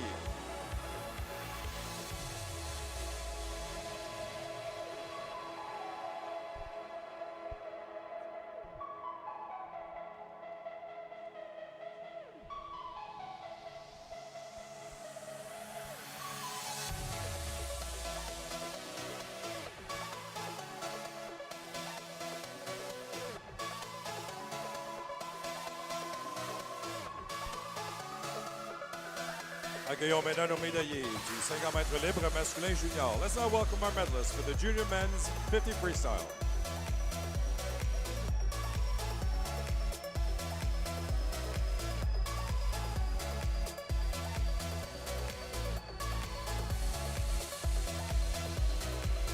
Les médailles seront présentées par Francis Ménard, directeur général de Natation Québec.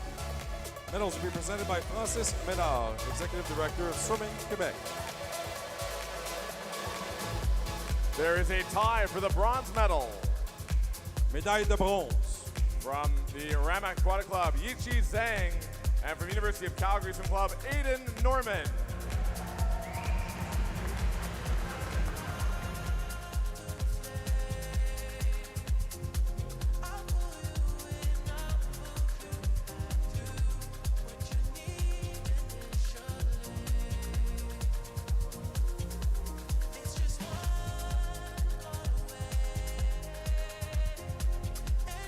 Silver medalist. Médaille d'argent. University of Calgary Swim Club, Slon Kim.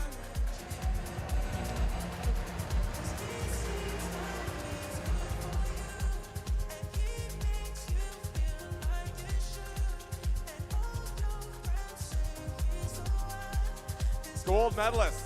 La médaille d'or. From the University of Calgary Swim Club, Paul Dardis.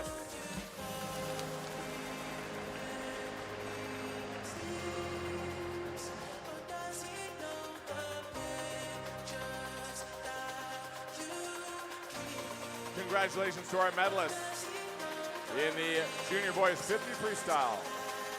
Félicitations à nos médaillés.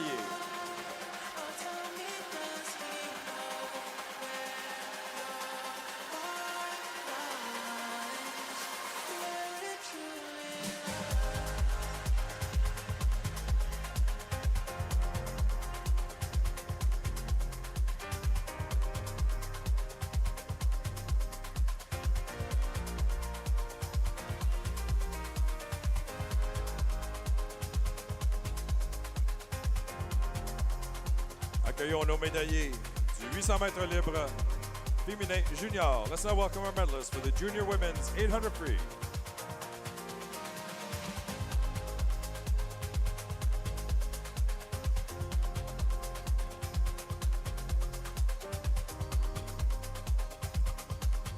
Bronze medalist. La médaille de bronze.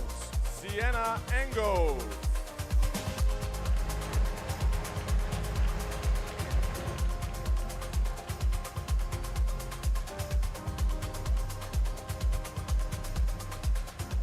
Silver medalist. La médaille d'argent. Nepean Canada Barracudas, Julie Brousseau.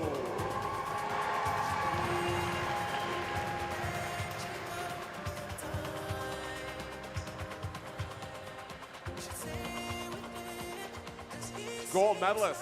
La médaille d'or. From the Langley Olympians, Julia Strojnowska.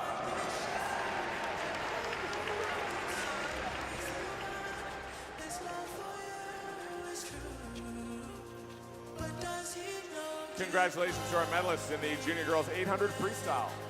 Félicitations à nos médaillés.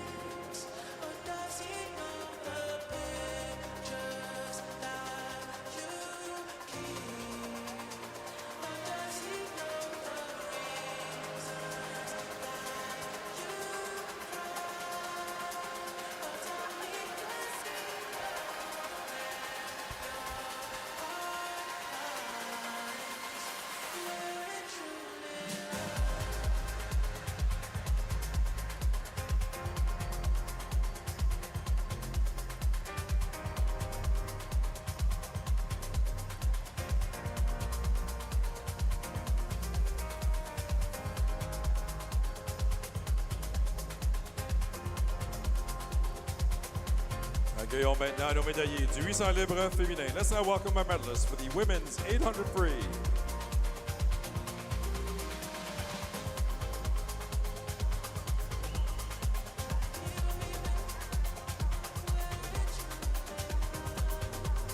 Les médailles seront présentées par Laurence Beaulieu, spécialiste en commandite avec Bell. Medals will be presented by Laurence Beaulieu, sponsorship specialist at Bell. Bronze medalist. La médaille de bronze. For the Nepean Canada Barracudas, Julie Brousseau.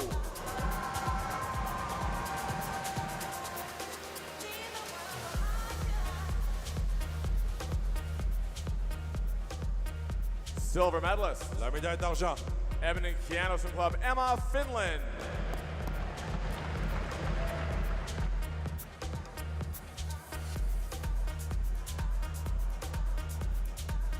Gold medalist. La médaille d'or. Langley Olympian Swim Club, Julia Strojnowska.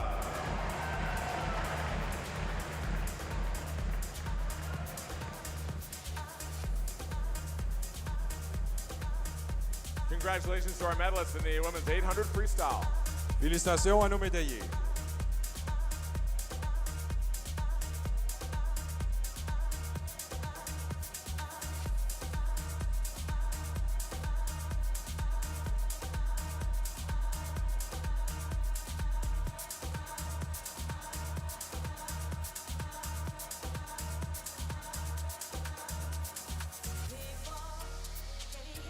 Accueillons maintenant nos médaillés du 50 mètres libre par para-féminin. Let's now welcome our medalists for para-women's 50 freestyle.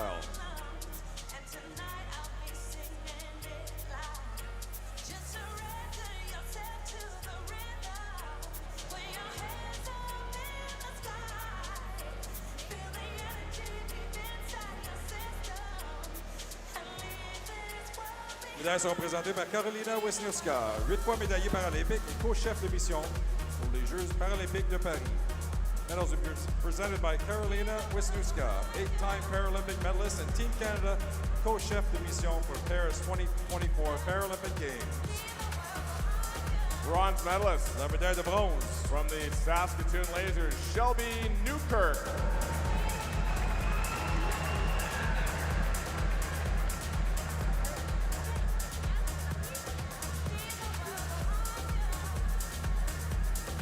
Silver medalist with a new Canadian record time in S7 classification. La médaille d'argent, documentation bleu et or avec un nouveau record canadien, Daniel Doris.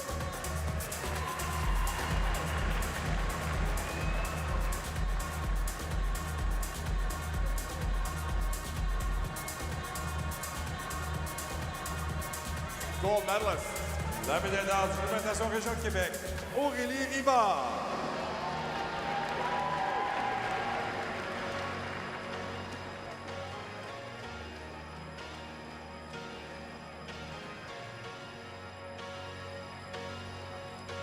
Congratulations to our medalists in the women's para 50 freestyle. Félicitations à nos médaillés.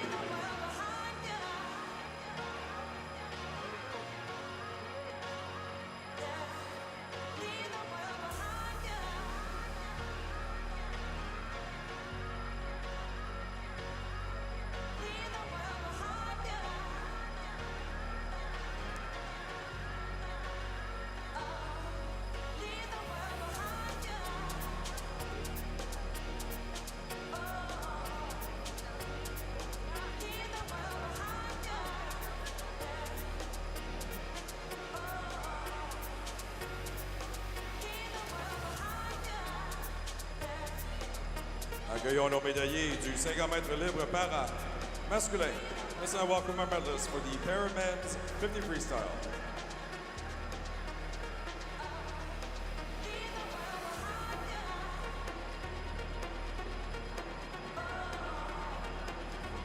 Bronze medalist. La médaille de bronze. From the Edmonton Piano Swim Club, Reed Maxwell.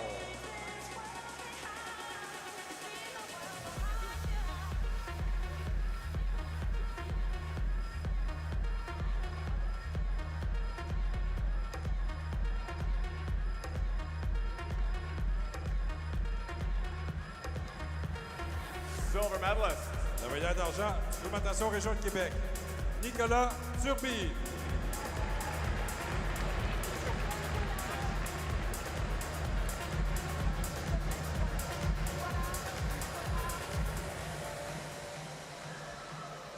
Gold medalist. La médaille d'or. With a new Canadian record for the S4 class on the Pacific Seawolves, Sebastian Masabi.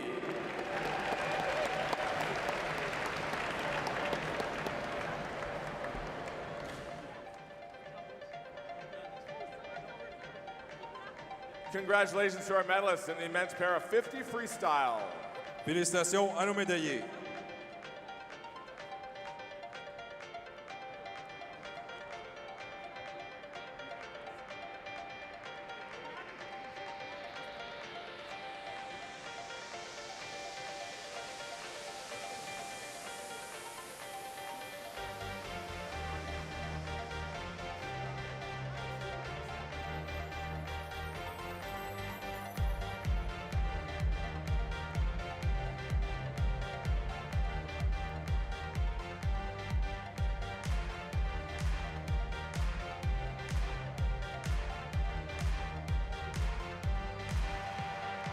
Accueillons maintenant nos médaillés du 50 libres féminin.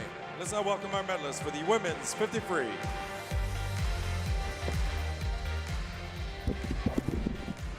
Oh, now this is the medal presentations for the 50-meter freestyle coming up. Solid swims out of our athletes. And it looks like we've got, well, I'm sure you're familiar with our bronze medalist, Byron. Yes, Ainsley McMurray swims on the varsity team at the University of Toronto where I coach. This is a great way to finish a glorious career for her, 24 years of age. Best time by 0.4 of a second and a bronze medal at the Olympic trials. Congratulations, Ainsley. A nice swim out of the varsity blues. And in second spot by the narrowest of margins, Taylor Ruck. As I said, now training down in Phoenix, back where she grew up. She's born in Kelowna, but they went there when she was very young. She moved to Phoenix and spent most of her life there. Has trained here at the National Center for several years. And Penny Alexiak was your gold medalist with a great touch.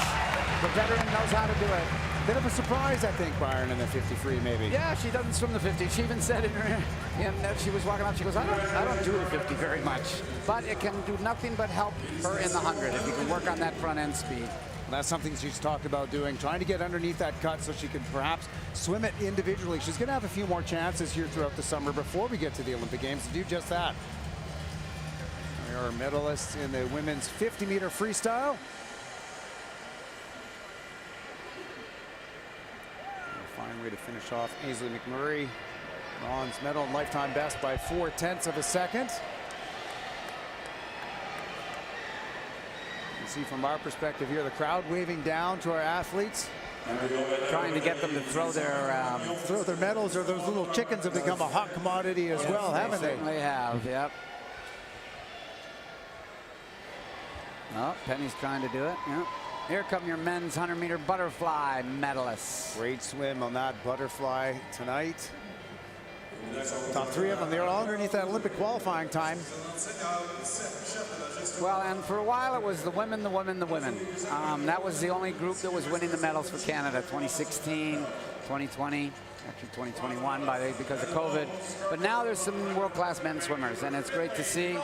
Finley Knox is a world-class 200-meter individual medalist, just won the World Championships. He said, I want to branch out. Well, he's been pretty successful in his branching out. He won the 100-meter breaststroke here. Third in the 100-meter freestyle underneath the Olympic qualifying time. And now he's here in the butterfly as well with a world-class time. So he has really improved. He's just moved to Vancouver. He's training in the National Center there under Coach Scott Talbot. This is Ilya Karun. He is getting bigger and stronger. He's a young man, 18 years of age, just 19. And he was known more for his 200-meter butterfly. You get a little bit older, you get a little bit stronger, you can get the speed that this man has because he's older and stronger and bigger. COVID actually was the best thing that ever happened to Josh because he had just lost his coach for a sudden death that year, and he was young, 17, didn't have the strength and the power, might not even have made the Olympic team. There's the family cheering him on. But a year later, he's stronger and bigger, fitter, changes to the National Center here, makes the Olympic team, makes the semifinals, and has just been full throttle ever since that point. Well, really paying off for him today. Canadian record twice. Look at that time, 50.06, the fastest man in the world so far this season in the 100-meter butterfly. And not to take anything away from them, but the Aussies and the Americans have their trials in the middle of June, so we'll have to watch them very closely to see what happens there and what transpires, and maybe it'll just dangle another carrot in front of Josh, because he's pretty good at challenging those things that are right out in front of him. Well, they still have their trials ahead of him, and now he can go back to work, though, and he can prepare for this summer's event. It's not till the end of July. Yep. He's got time to refine some things. We saw some improvement already from his turns from this morning to this night swim. He managed to improve that. He just skated over that 50-second mark. Great swim by Liendo in that, and the medal presentations next will be for the women's 200-meter individual medley. This was pretty special. This is a world-class field. I mean, there were 4 women. There's only 3 here for the medals, of course, but there were 4 women under the Olympic cutoff time. I mean, that's a hard standard. Mary Sophie Harvey probably could challenge to get into the finals at the Olympic Games, but you're only allowed 2 entries per country, unlike track and field, so she doesn't even get to swim this at the Olympic Games. She's made many other events, and this has been a breakthrough trials for Mary Sophie. Congratulations on a great meet for her. Congratulations for Sydney Pickering. She said in her post-race interview, you know, I went 5 years without a best time in this event. Then finally in Doha at the World Championships in February, she did a best time, and she beat it here. So great swimming for her, and pushed this woman right to the brink, but with a great freestyle, Summer McIntosh, mom and dad cheering, wins another event. Heck of a tough schedule this week, and she's going to have an even harder one, arguably, when it comes to the Olympic Games, because we're going to definitely be seeing her on some of Canada's relay teams when it comes down to it, especially at night in the finals when it matters. Yep, she said, I'm learning to get better at a long program, and this is another rehearsal. It's one of the reasons these trials are 7 days. It probably could have been shrunk down to 6 or 5, but it's to get the athletes used to having to spread it out, and even those that only swim towards the end, even if they only have one event, to hang around for 6 days is really hard to do, to keep your mental focus and your approach up.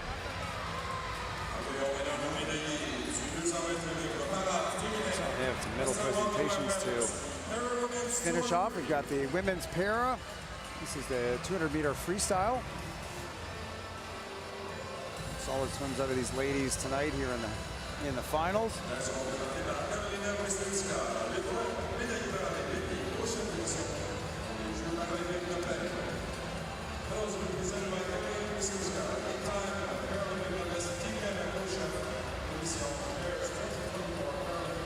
the Paralympic Games are a little bit later this summer. They don't occur until mid-late August, I believe, Byron. So they've got even more training time ahead of them, more preparation time ahead of them to refine all of these little elements that they'll need to see that much better when they're up against the world's very best.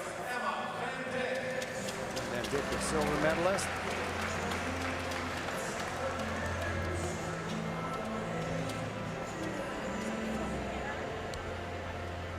So these swimmers didn't quite attain the Olympic cutoff time in this event, but they've given it a run in a few other events during these trials.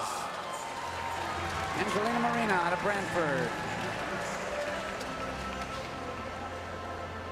There you see that large gold medal chicken from Chicken Farmers. Very coveted here by the fans in the stands as we've seen all sorts of them thrown up into the crowd.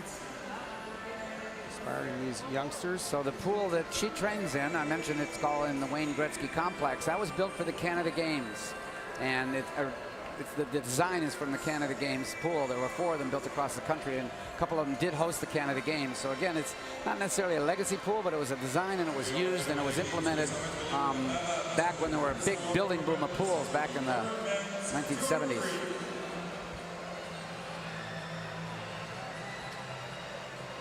Well, there were only 2 guys in this race, but they're both very good, and they're both almost assuredly on their way to Paris. They have to wait to rank all the athletes because Canada's only allowed 7 spots, so if they had too many qualify, they'd have to re-rank them. So they had to wait until about a half an hour from now when they're going to announce the team.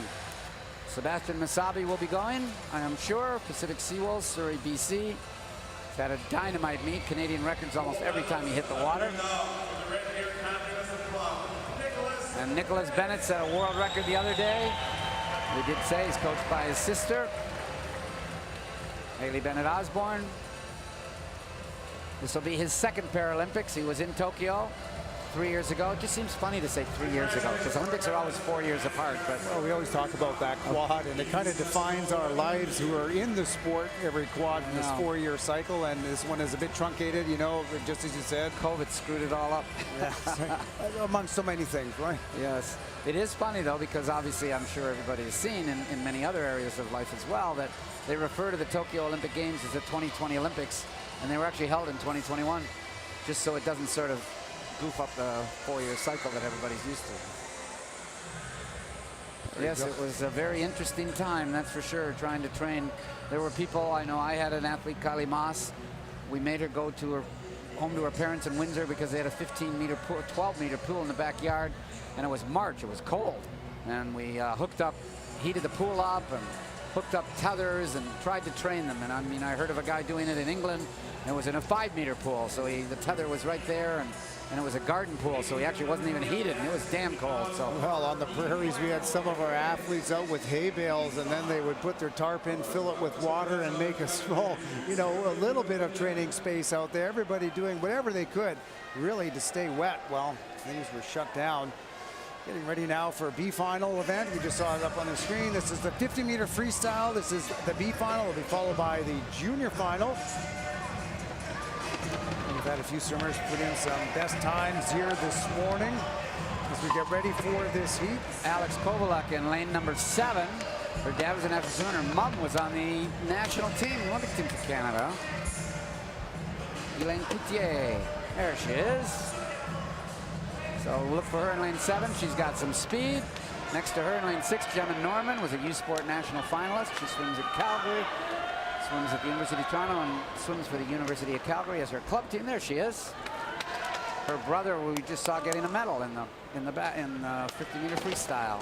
Swimming family, 3 of them are here. 3 siblings are at the Olympic trials, and the father is the president of the club.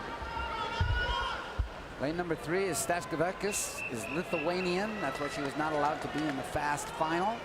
Only Canadians can be in the ones that are picking the team. There she is. She holds the national records in Lithuania for the 2:46, 2:48, 1500. 50's a little short for her, but she's going to have a real good race here. Take your marks. Off we go on this one. The only one swimmer to get under 26 seconds this morning. Ella Marie Bazurik in lane number 4. She was 25.99, just 5/100ths of a second ahead of Peyton Kelly in lane number 5 from Cascade. We'll see if both of them can get under 26 seconds tonight, maybe even drag another one along with them. And it's a blanket field across the pool as we come to the finish. It's going to go right down to the touch, and it is lane number 5. New lifetime best by 14/100ths, better than she did this morning. Peyton Kelly from Cascade, 25.90 seconds. This is why we have electronic timing. That was very, very close. All right, a quiz for you, Jason. When did electronic timing first enter into the Olympic swimming competition? Wow. What Olympics? What Olympics? That was a while ago, I believe, but it was Tokyo. 1964. And one of the reasons was, as we see the finishes here in the B final, one of the reasons was in the 1960 Olympic Games, in the 100-meter freestyle, Lance Larson and John Devitt came to the wall together, and everybody in the pool and everywhere basically felt that John Devitt, the Australian, was second. Lance Larson beat him, and yet they gave it to John Devitt, the gold medal. Now we parlayed the fame from that into ending up actually setting up and running Speedo. So I mean, there was a silver lining, I suppose, in running Australian swimming. But there's no question there's even a picture taken at the finish line. So after that, they came up with electronic timing for the sport of swimming, and it started in 1964. Well, I think even interesting enough, it used to go to the 1,000th here in our sport, and then they switched it to the 100 a few years later. Because they basically just couldn't predict that the touchpads wouldn't float out a little bit or whatever. And swimming actually is the only sport where you have to actually depress the touchpad. All the others, if you notice, obviously there's a camera and you run through it.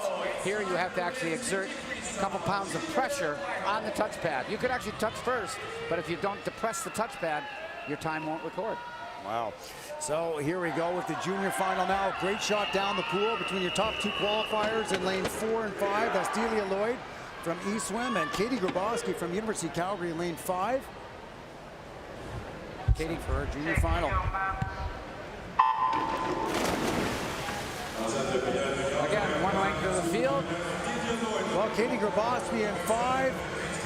Comes by this one. Honestly, her mother, an Olympic bronze medalist in 1988 as a part of the 4x100-meter medley relay. Kelsey Duggan. A great race in 4, 5, and 6 as we come down. They were separated by a 10th this morning. At the touch, it is lane number 4, 24.565.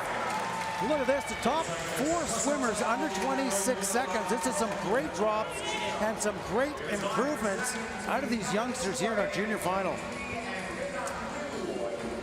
Some of them might wish they did that in the preliminaries and could have been in the A final, but these are the people you're going to be looking to move on into the senior ranks. They're in the junior final now, and this is a way of identifying talent. There are now World Junior Championships, World Pan American Games, World Pan Pacific Championships, and those are in swimming, the term junior means 18 and under. And they can identify, get experience, and then move into the senior ranks after that. Results summary, and at least those top 5 swimmers all putting up lifetime bests. Solid swimming in the junior final of the women's 50-meter freestyle. Delia Lloyd has got a lot of sprint fiber. She's pretty quick. Here we go into the men's B final, 100-meter butterfly. Now this is the one that we saw. Fantastic swim earlier tonight out of Joshua Aliendo, 50.06, a world-leading time. Lane number 3 is Kevin Zhang. He's at the University of Waterloo, grew up swimming in Etobicoke. He won a silver medal in the 200-meter butterfly. He's in lane number 3. There he is, wearing the Waterloo Warrior bathing cap. Ogilvy in lane number 6 was in Australia training last year. He's a UBC swimmer. There he is. I don't see the tan.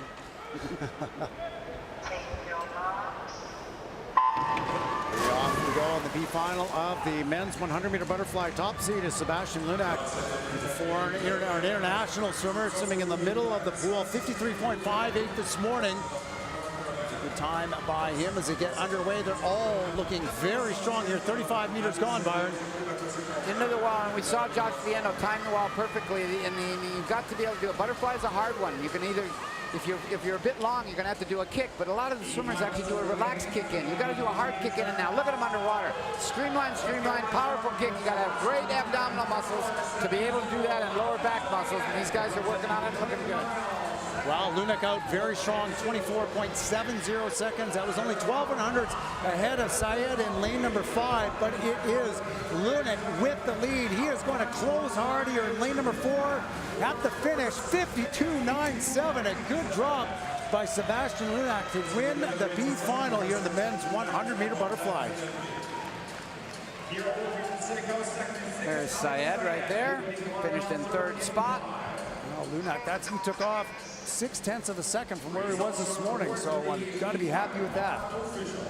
And as we said before, that he's an international swimmer. He's from the U.S., and Syed is also international, and the internationals aren't allowed in the A final because obviously that's where the Canadian team is picked. They want to give all 10 athletes a shot, or all lanes to be filled by Canadians. So it's going to be our junior final now, and we talk about the Olympics, we talk about the Paralympics, but we also have up for selection this year the Junior Pan Pacific Championships. So that'll be the 18 and under. The best 18 and unders will get selected to go to Australia. Australia is where they're holding it this year. That's right. It's the other advantage if you're a good junior swimmer. You get to see the world.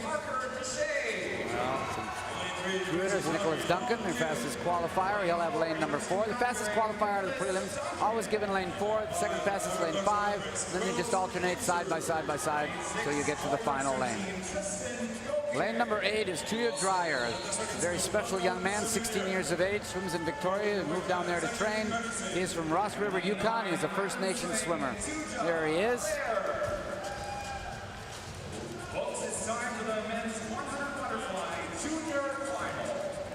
Well, taking his time to get ready there. Nick Duncan, top seed, as Byron said, swimming in lane number 4, the middle of the pool, 54.24 this morning.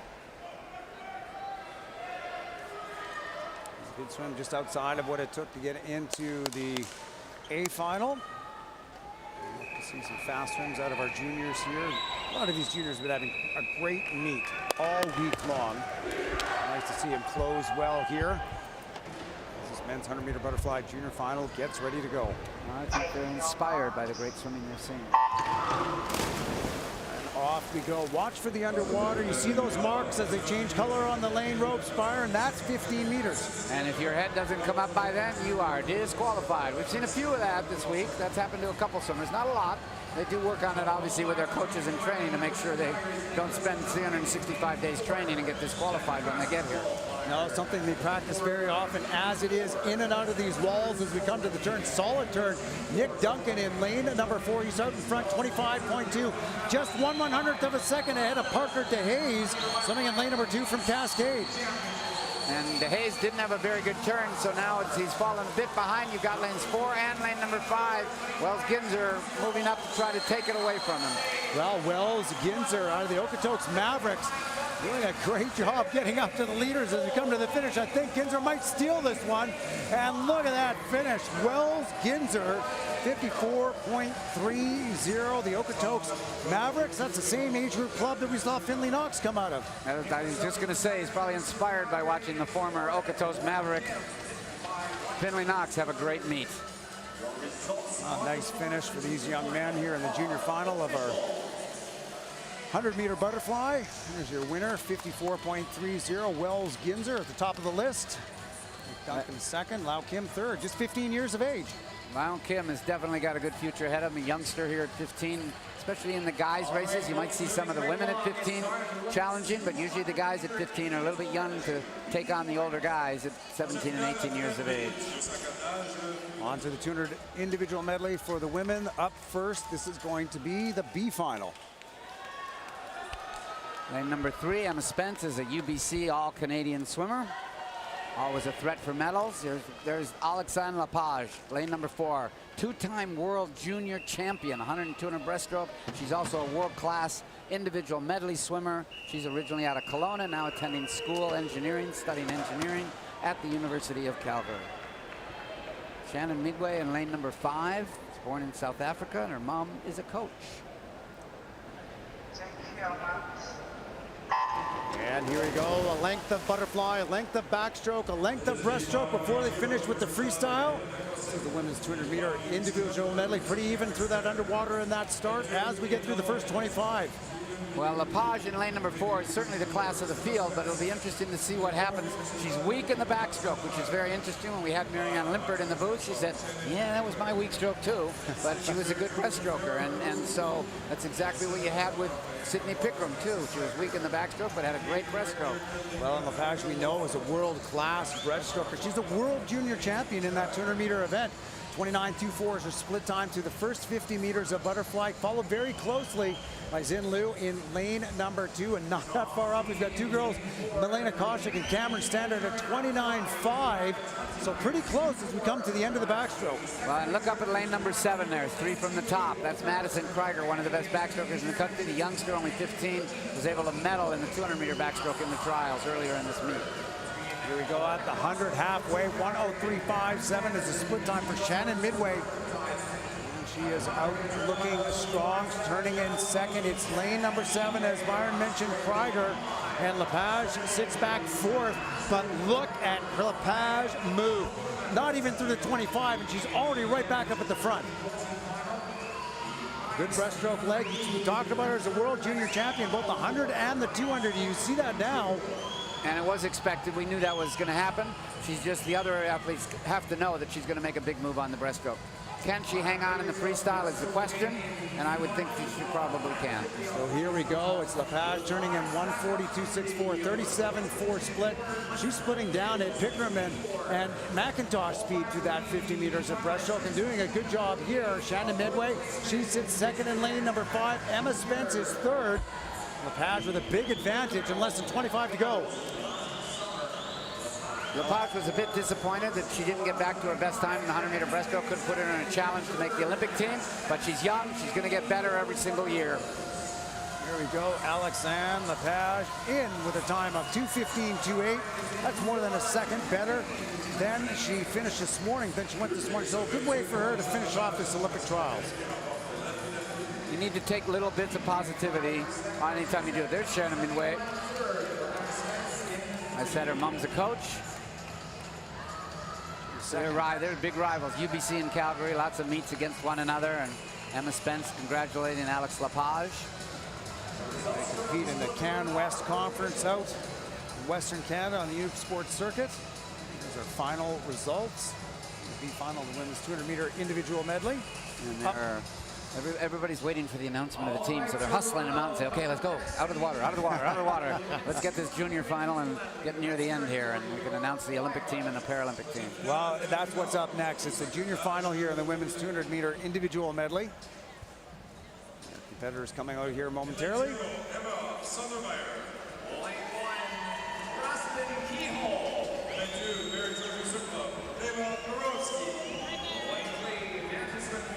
Their top competitors getting ready for the 200 IM. The top qualifier is lane at number 4. We'll see that's Jordan Grieber. See her right there on the screen. She's swam 2:16.31 this morning.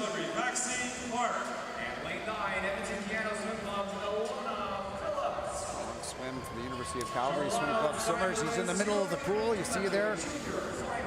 Or if you go from the bottom to the top, it's the first set of yellow lanes ahead of the second qualifier. Camilla Blanchard in lane number 5 for Point Claire. The junior final now for the women's 200-meter individual medley.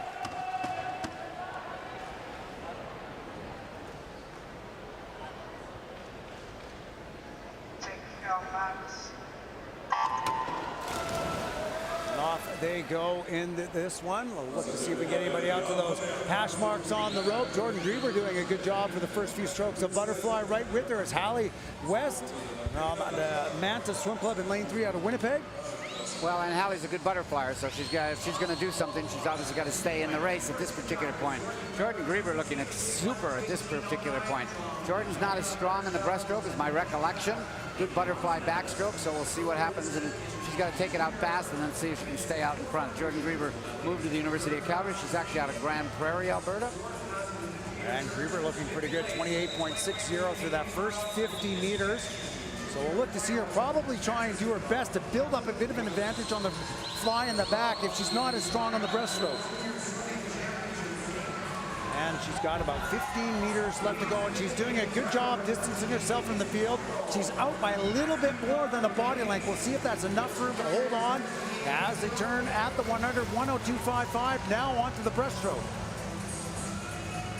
Second, 104.92, that's Ashley Coe.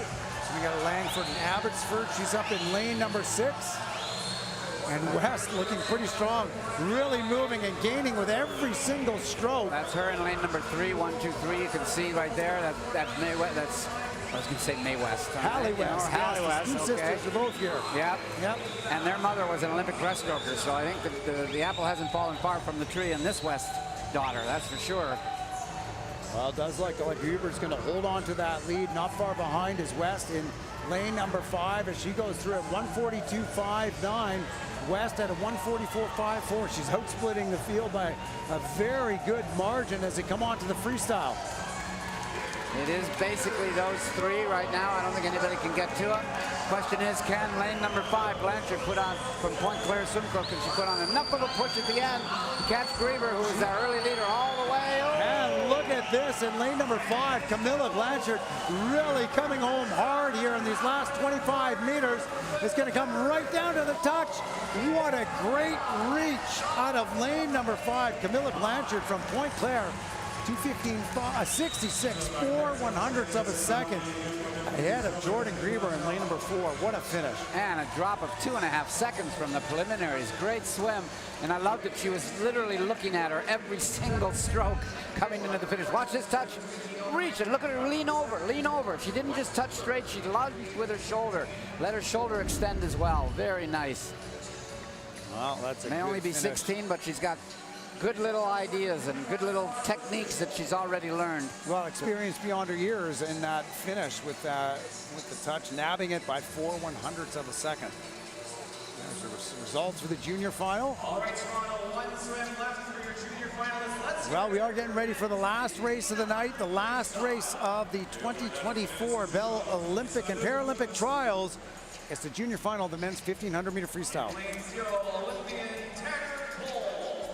What's unique about this is that we have some cousins, and they swim for different clubs, both from Edmonton. Lane number 0 and lane number 8.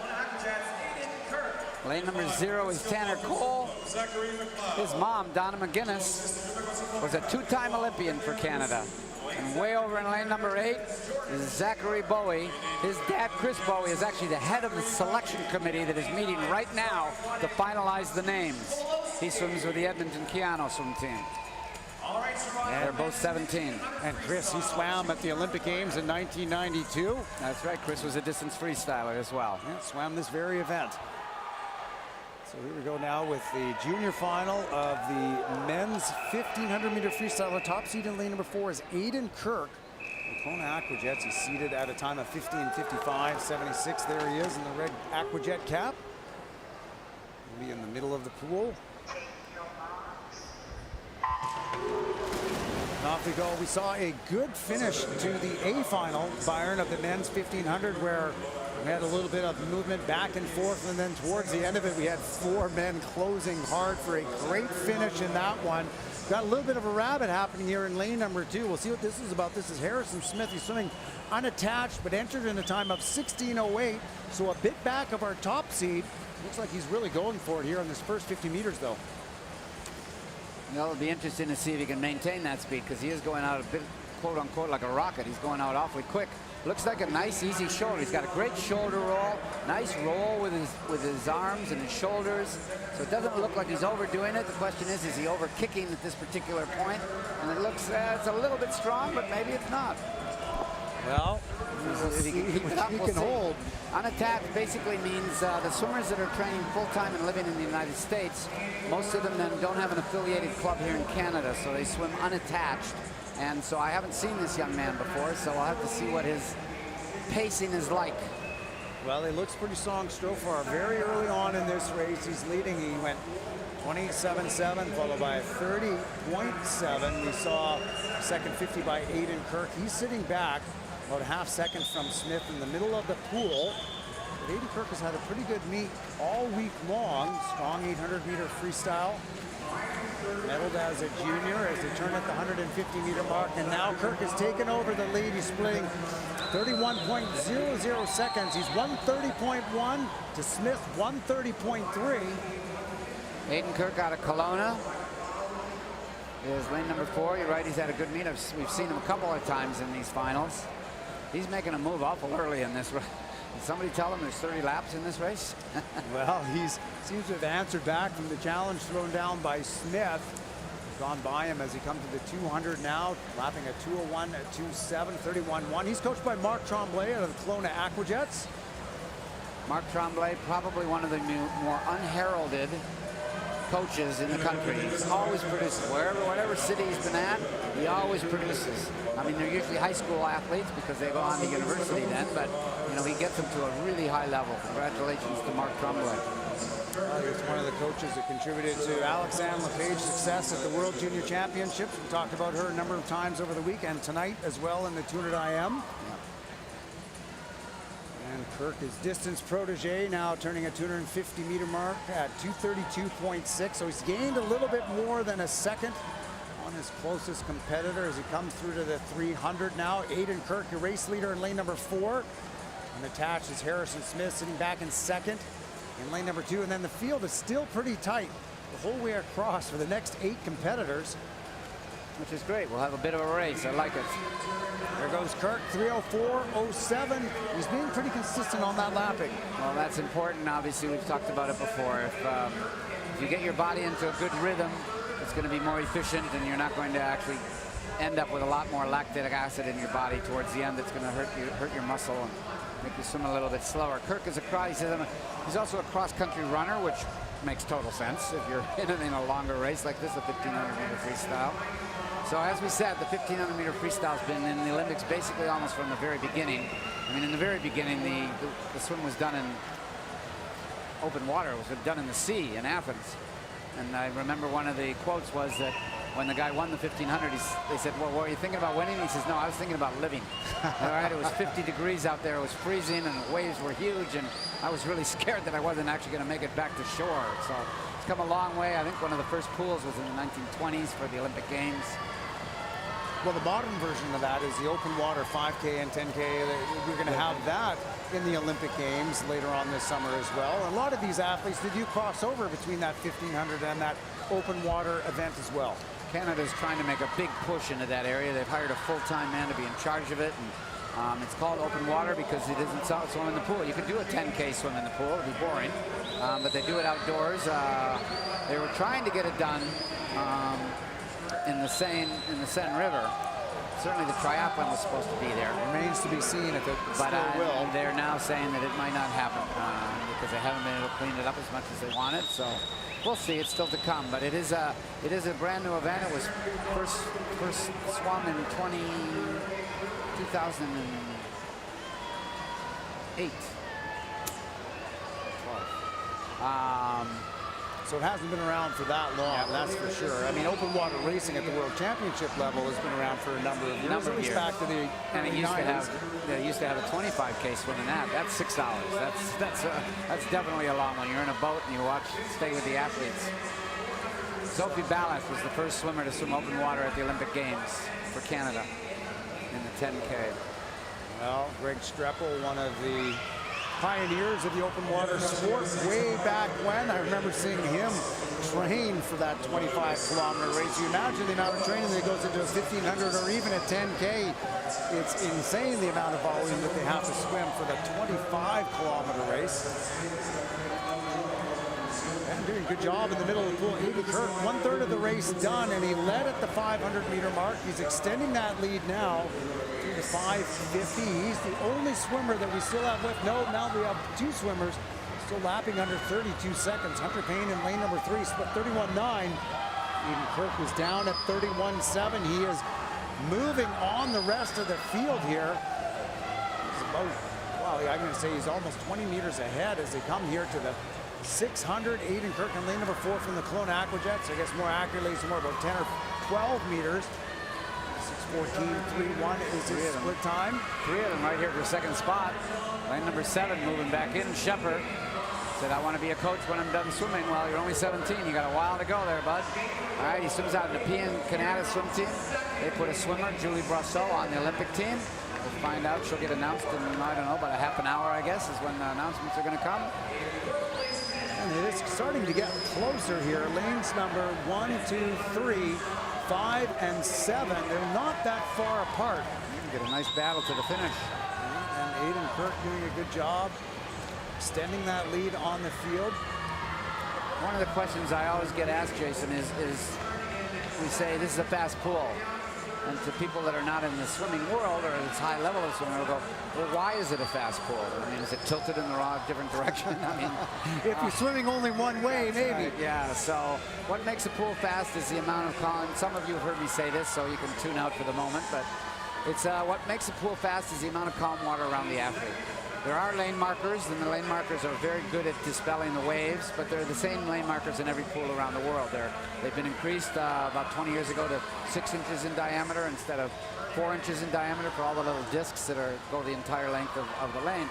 So what it is it's calm water. So therefore, the wider the lane, then the more calm water that surrounds each swimmer.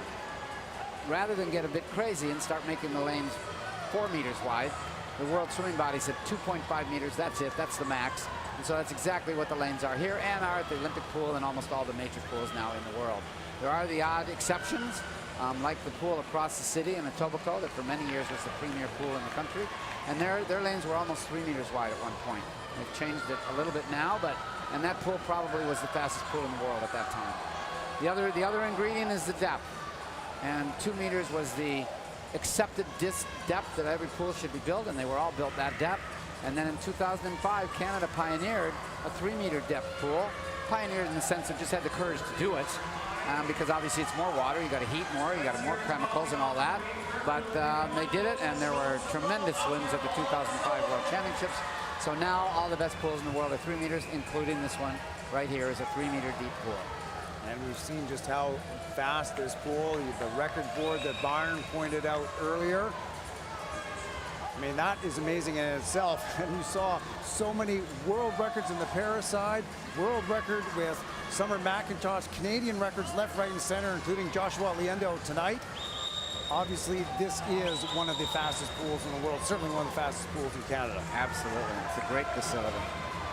I mean, the lighting helps and everything, but again, a lot of the best pools do have good lighting, but there are some that don't, and this is a new pool, so the air conditioning, the air circulation is very good. Some of the older pools, for whatever reason, it isn't quite as good, but the air circulation here is also very good, which again, fresh air gives you oxygen, and oxygen helps you swim faster. Well, it's something we haven't talked about yet, but I believe that it certainly helped the athletes here, and it's that 13th man in the stands, the spectator, and all of the energy, the great energy that they've been giving these athletes all week long has certainly contributed to some fast swimming as well. It does help, there's no question about it. I mean, it just elevates the meet, and you know, the whole presentation elevates the meet and makes it exciting and more important. So.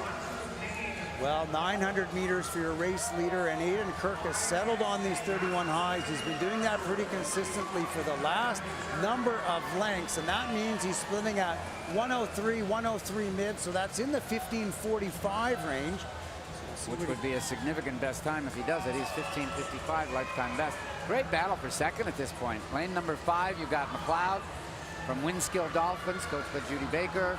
Lane number 7, you got Jordan Schaefer from Nepean. And where's the other one? Lane number 3, Hunter Payne. Hunter Payne has committed to attend the University of Calgary. He says, I love the whole idea of varsity swimming. My sister goes to Wilfrid Laurier University and swims. Byron, you just said varsity swimming, and I find that pretty interesting because originally everybody who swims university in Canada swims varsity swimming, but that's not really where it all started, is it? Did it not start with the University of Toronto? University of Toronto goes way back. I think some of the competitions they've had, well, we'll put it this way, the conference championship trophy was first awarded in 1912. So we celebrated over 100 years of that, about a decade ago. So yeah, there have been a lot of pioneering things that have been done across the country. McGill University was obviously one of the ones that had very early competitions as well. Well, some great history of the Canadian sport. Some of our great institutions across the country. Making his mark here in the junior final, Aidan Kirk from the Kelowna Aquajets. Coming up to the 1100, so he's just going to have 400 meters to go at the end of this length, and here he is, 11:33.6, just crept over 32.01 seconds on that 50, so we'll see if he can bring it down. These last, well, a little bit less than 400 meters, turning right together, a tenth apart. Hunter Payne in lane number 3 from Brantford, and Zach McLeod swimming in lane number 5 from the Windskill Dolphins, right together. And it looks like they've broken lane 5, or lane 7, I should say. Schapper, he's kind of fall off a little bit there. Tough mental part between the 1,000 and the 1,200 to be able to stay in the race, because it seems like you've got a long way to go with 500 meters to go. Now they're getting better and better and better. Well, Aidan McLeod still at 32 plus, so we'll likely see him bring it down over the last little bit when he goes to his finishing kick. He is all out and on his own really in this one, and in these distance events we've seen some great races when the athletes have had to push themselves. So how much more of a challenge is it when he's got no one beside him to give him any pacing? Well, it can be a big challenge unless he figured something out. And what I mean by that is that there actually is the big, huge clock at the deep end of the pool, and at the right end of the pool here, we'll see. But there's also a smaller one right at the turning end, at the start end, that if he was smart, he could actually look up there and see his time. You're not supposed to have a clock actually running while a meet is on, or a race is on, for that exact reason. But it's so big and it's there and you can't turn it off, and it's for the spectators. So if he was smart, Summer McIntosh said, I look at that clock. Now, she trained in this pool for several years, so she's very familiar with it. But I look at that clock when I'm in my races, and I know where I'm at, so it helps. And you're exactly right. This is something that Brittany and I talked about in one of the earlier sessions, and I had mentioned, well, I think the backstrokers, when they come off that last wall, they can sort of get a little bit of boost by looking up and seeing that clock. And we weren't sure, well, is that actually the case? It was a thought that we had. So I did check around, and yes, it is the case that a lot of those backstrokers will turn, they'll come off that last wall coming over, and they can very easily read the splits and see where they are and use that as a little bit of a push towards the end and the finish. Well, I know Kylie Moss has done it in the past, and I know the American who's favored to maybe win the gold medal at the Olympics, Ryan Murphy, says, I always look at that clock. I always look up there to see where I'm at, because in backstroke, you can't necessarily see over to the other competitors, especially if you're behind. So he likes to see what spot he's in, where he's at, what he's split, and maybe what he's got to do to get into first place. Well, we don't have much left to go in this one, just a little over 150 meters, and you can see lane number 3, Hunter Payne. He's making his move now. He's up ahead of Zach McLeod. Neither of them are going to get to Aiden Kirk, your race leader. He's turning there at 14:13.95. He split a 31.9 on that 50, so he's out and swimming as fast. Well, faster than anybody else in this race. And when he comes to this wall, you're going to hear that bell. That bell's going to indicate 100 meters left to go for Aiden Kirk. We're going to see a pretty good drop here for Kirk.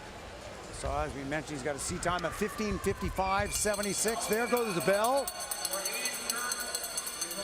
Sure, that's a relief to hear that. That should inspire to push him along to a little bit quicker pace. He'll be under his best time by at least 5 seconds at the rate he's gone. Well, turning next is Payne, swimming in lane number 3, followed by 5, Zach McLeod. Payne's got a personal best, a sea time of 16:06, while McLeod seated at 16:01. And those guys could, the way they're going, they're going to get under 16 minutes, which is a heck of a nice barrier to break. And there goes Kirk. You can see him picking it up now as he comes to the 14:50. He's down to 31.7. Absolutely right. That's sort of a milestone in distance swimming, like 16 minutes that first time you break that barrier. Next one's a little tough to get to, 15, but it is a bit of a bigger step, but Aiden Kirk making a good finish here for himself. The swimmer from the Cologne Aquajets, as we mentioned, coached by Marc Tremblay. He's going to finish this one off and finish this meet very nicely. Look at this, 15:47.55. A great drop by Kirk. 8 seconds. And a good finish out of lane number 3. Under that 16-minute mark, as is lane number 5. He managed to sneak under that barrier, a personal best of 15:56.82. That's Hunter Payne in 15:59.06. Zach McLeod. A nice finish here at the end in the outside lanes as they battle hard to get to the wall first. Tanner Cole does at 16:13.25. Comes all the way from lane 0, taking 7 seconds off his personal best. Solid finish there. Your top 5 competitors in the men's 1500 junior. And Tanner Cole beat his cousin, Zach Bowie. Well, they'll talk about that one at the family reunion later this summer, I'm sure. Yes, they will.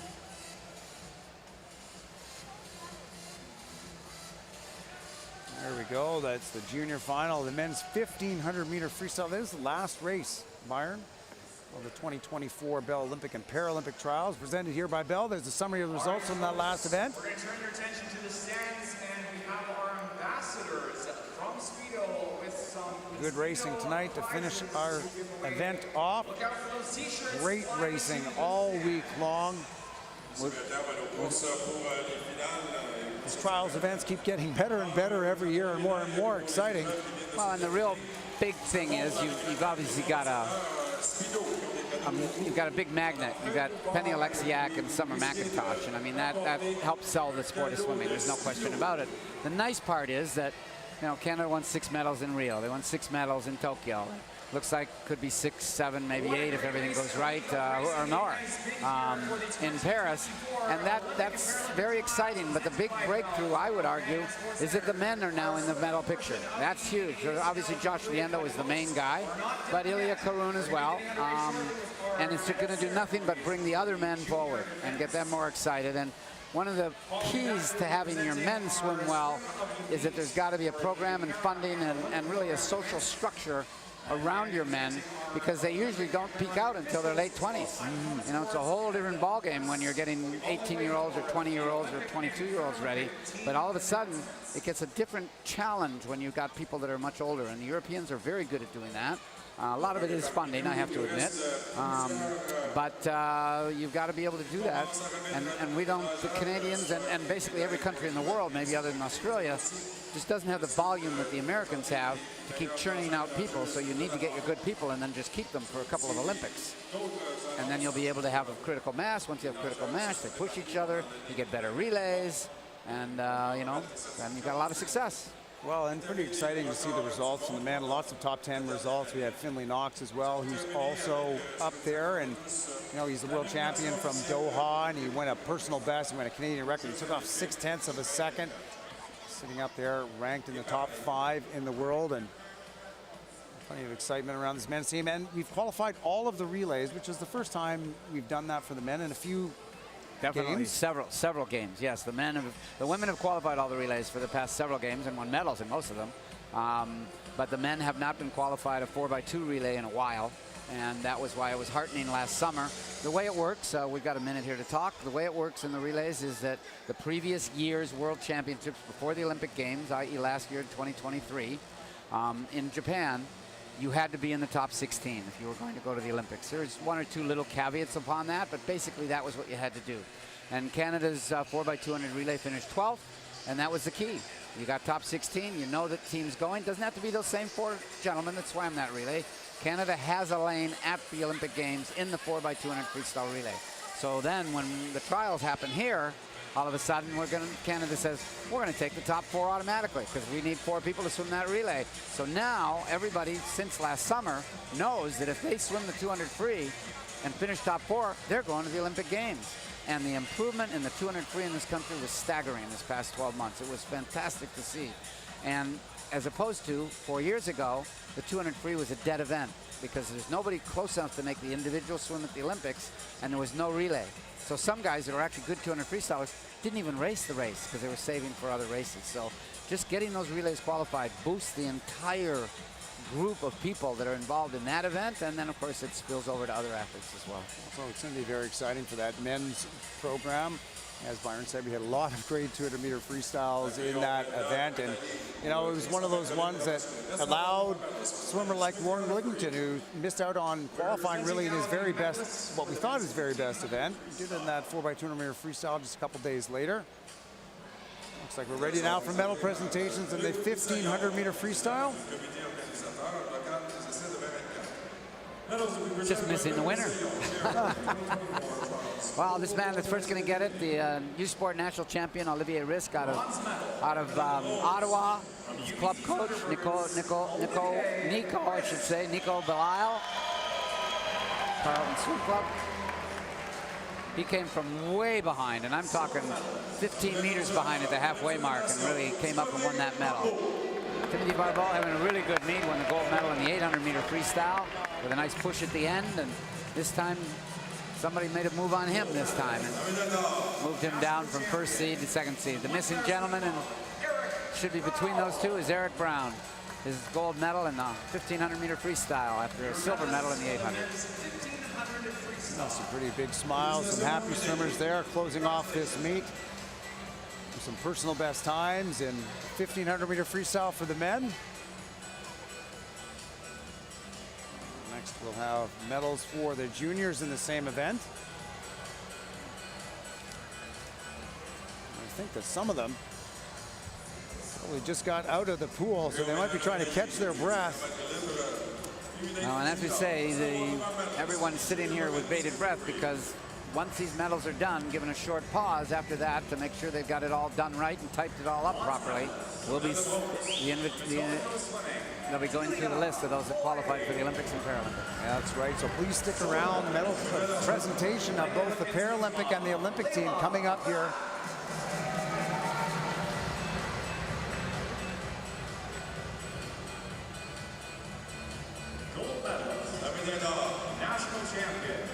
Medalists in the women's 50-meter freestyle. This is our junior medalist. Winner, Sienna Angove. And Sienna, as we've said several times, out of Kamloops, now training down in Sarasota with Summer McIntosh.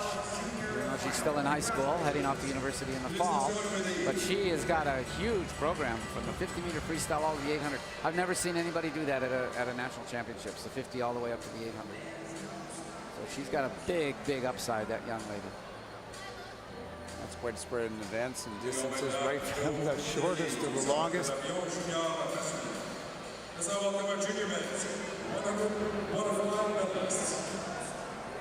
And our medal presentation now for the junior 100-meter butterfly.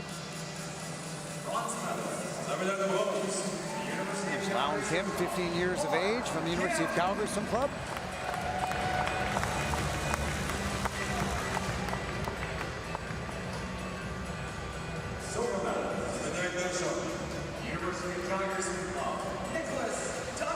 Nick Duncan, it was a great race between Wells Ginzer for that gold medal.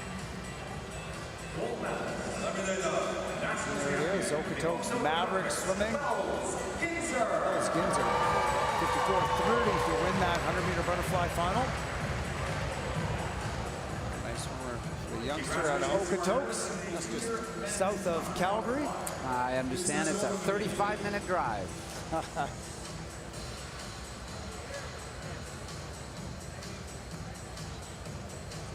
The Knox family still live in the area, so he gets to see Finley every now and then as he comes back home to see the family.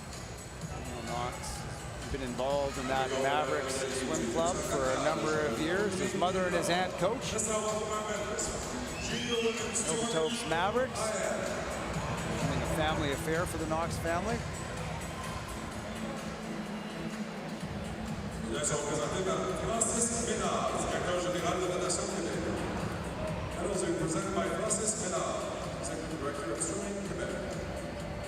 Medal presentation now for a 200-meter individual medley. These are your top 3 juniors.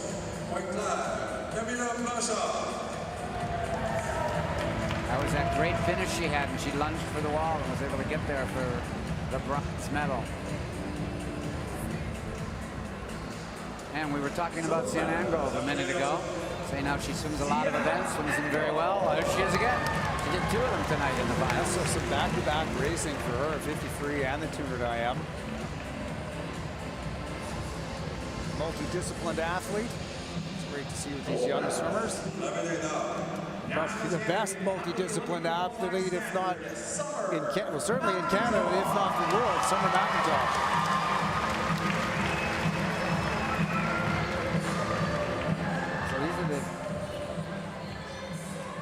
These are the junior medals, and what I mean by that is they would have swum in the final, and we would have had the medal ceremony for the first, second, and third place swimmers. But then they want to honor the 18 and under athletes, so they bring back the best ones that were 18 and under from that group. Normally you wouldn't see the gold medalist be the youngster, but that's Summer McIntosh, so she comes back and gets a junior medal on top of the medal for the actual event. It didn't have an age limit on it.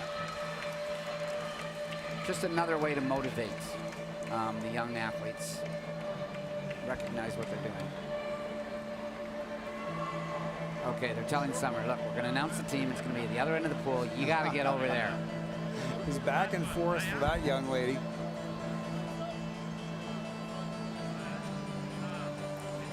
One more medal ceremony to go in the 1,500-meter freestyle. This is going to be for the junior age swimmers. Giving them a little bit of an opportunity to catch their breath. They did just finish their race just a few minutes ago. Literally. Oh, they even got dressed. Thought they might be coming out in their suits. Straight from the warm down tank.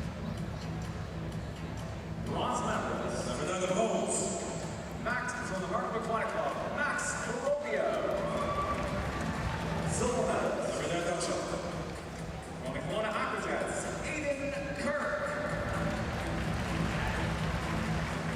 Kirk saw him do a lifetime best. It was a great swim in our junior final.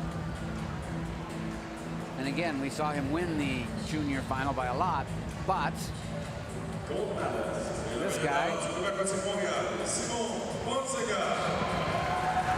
Ponsiga was in the A final with all the older swimmers, but he did a time as the fastest 18 and under swimmer. So even though he wasn't racing head-to-head with Aiden Kirk, he actually is the gold medalist. All right, Fonseca, he swam in the outside lane of our Open A final. And he may be giving away a foot in height, but he's still the winner. And he had a good swim, though. He took off 16 seconds from the sea time, down to 15:34, 15:50. So a good swim for Simone Fonseca to take the junior gold medal in the 1,500-meter freestyle. Fine swim by Aiden Kirk as well, finishing second. Best times by a lot for those guys. I believe that was our last medal presentation, Byron. Yes.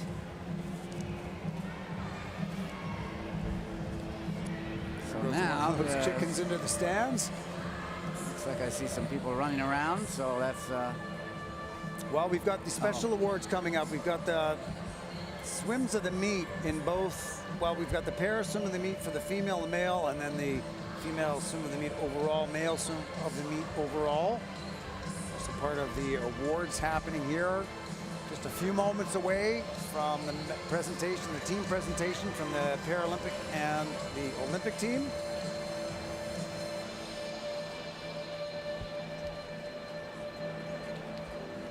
So this pool is one of the sponsors of the trials, is also the company that built this pool. It's called Murtha Pools.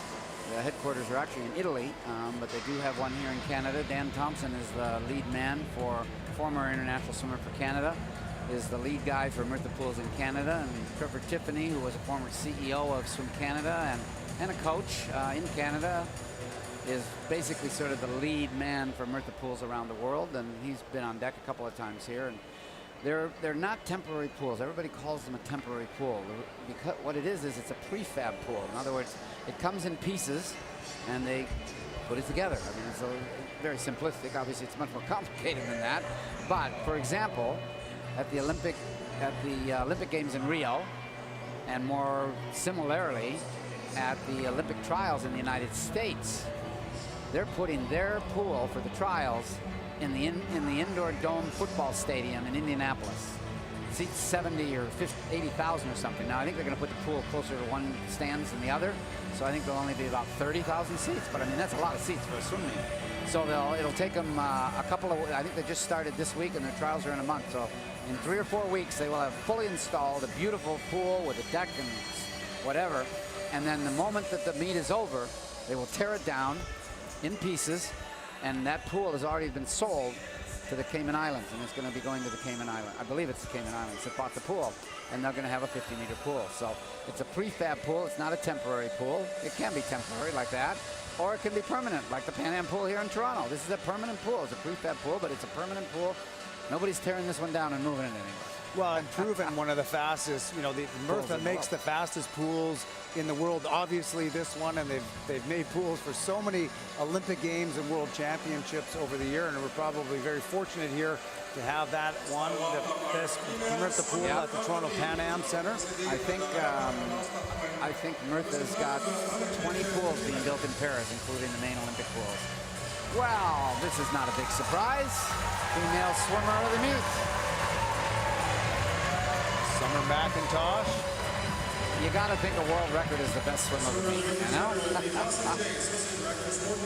You sure hope so. And what an incredible swim down at 4:20.14. More than a full second off of that world record. It was an incredible swim to watch. Incredible swim. Jocelyn Jay on the right there, one of the Swim Canada people that's running this helping to run this competition. It's actually a 400 IMer herself, so somewhat appropriate she gives the award. Okay.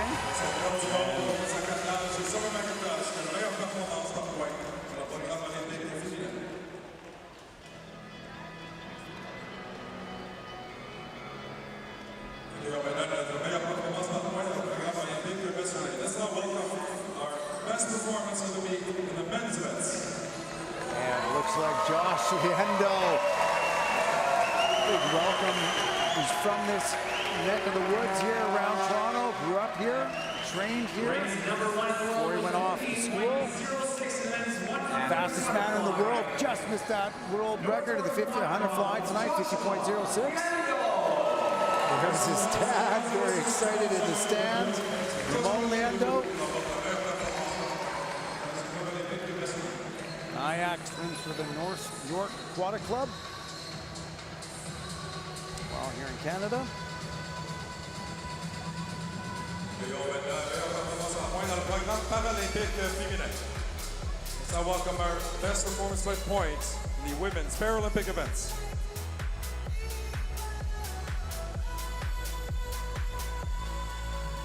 Avec une performance, un record du monde aux 50 mètres papillon, with her world record in the 50-meter butterfly, triple natation bleu et or, Danielle Doris.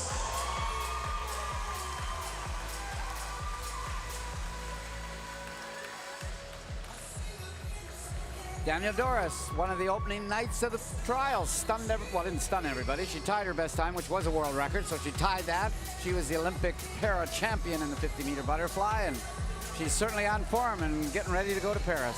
There she is, a female para swim of the meet. And she's got a cheering section as well.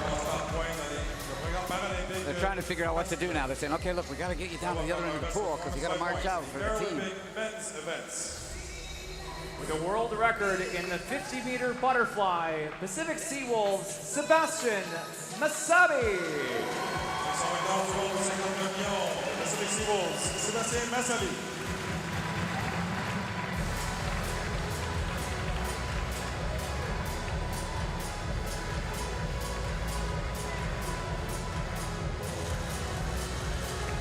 Okay. We're waiting for Sebastian. Mom's ready to go. Yeah, she's got the phone out. She's not going to miss a moment, but there we go. Here he comes. Sebastian Masabi, Pacific Seawolves. Set a world record in the 50-meter butterfly event. And that is the Paris swim of the meet.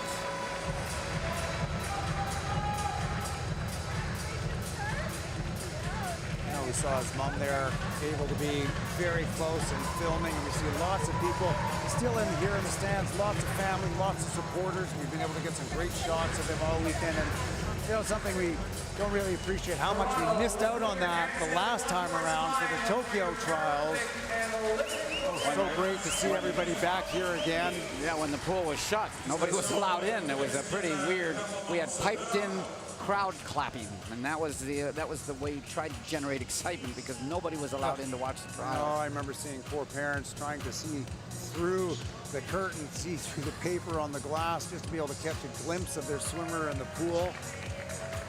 Come a long way since then. And look at this celebration by Mom and Sebastian. That's absolutely fantastic.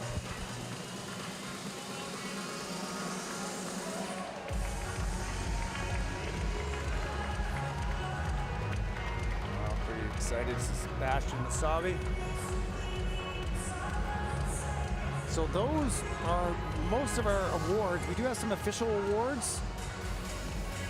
Maybe one more high performance award before we get underway to the team announcements.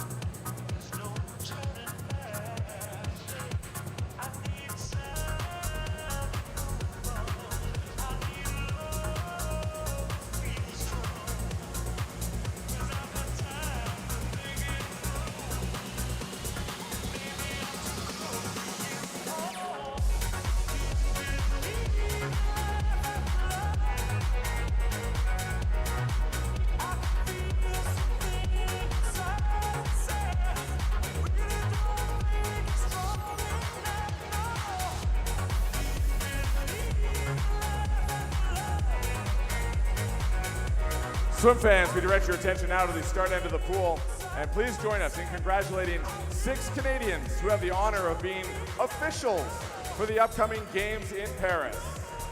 Joignez-vous à nous pour reconnaître les 6 officiels qui représenteront le Canada lors des Jeux olympiques et paralympiques à Paris cet été. Representing Canada at the Paralympic Games from the Milton Marlin swim team right here in Ontario, Sandra Rousseau. From Natation Gatineau in Quebec, Jocelyn McLean.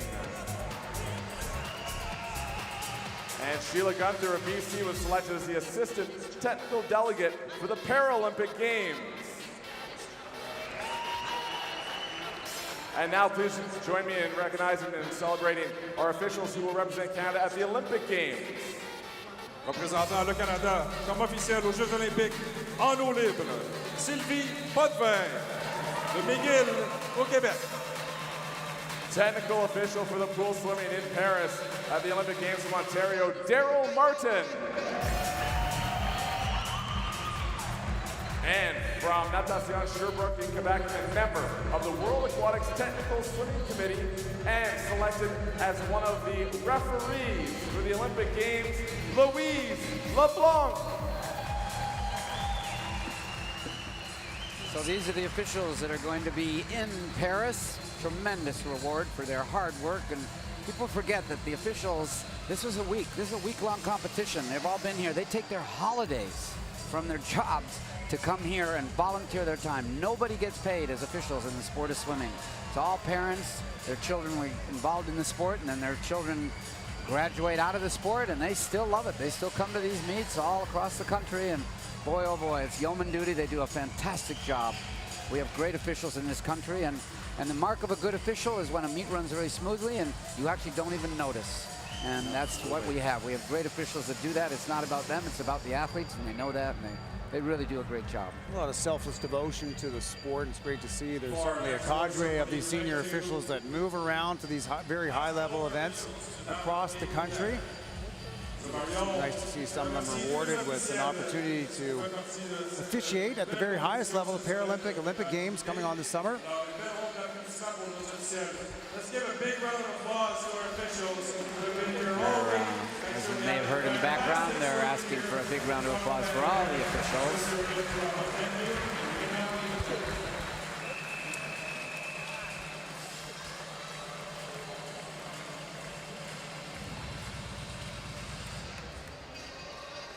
We've got some high performance awards coming up. Next on the agenda. All right, I understand there's 13. We've been told there's 13 high performance awards that are coming on.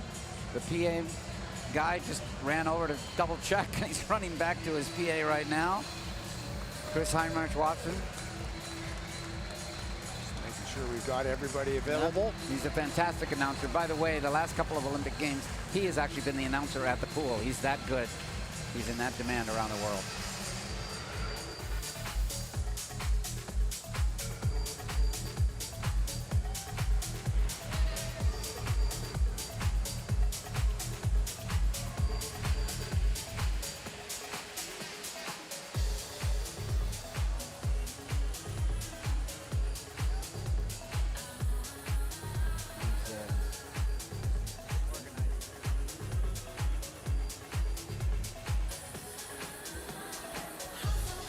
Next, we would like to take a few moments to recognize our Swimming Canada High Performance Award winners from 2023.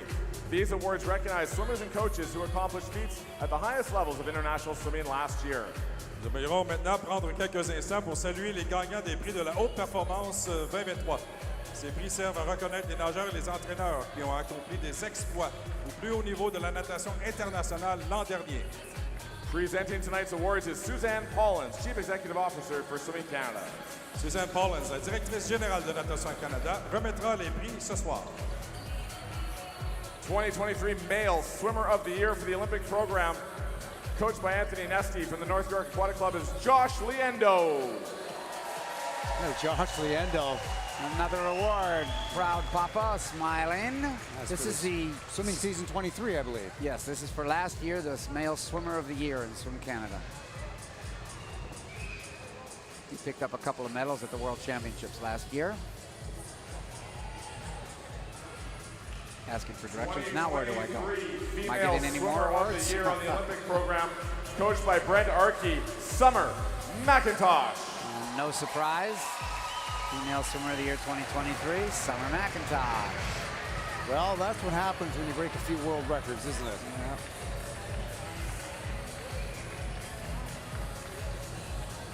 During the second COVID lockdown, the family moved down to Sarasota. They did research, found out that the coach, Brett Arkey, had done a good job in some of the events that Summer wanted to swim, and they settled down there, and they've stayed, and it's been one of the best decisions they ever made, said Mom. The 2023 Dave's coming out right now. Thanks, Dave.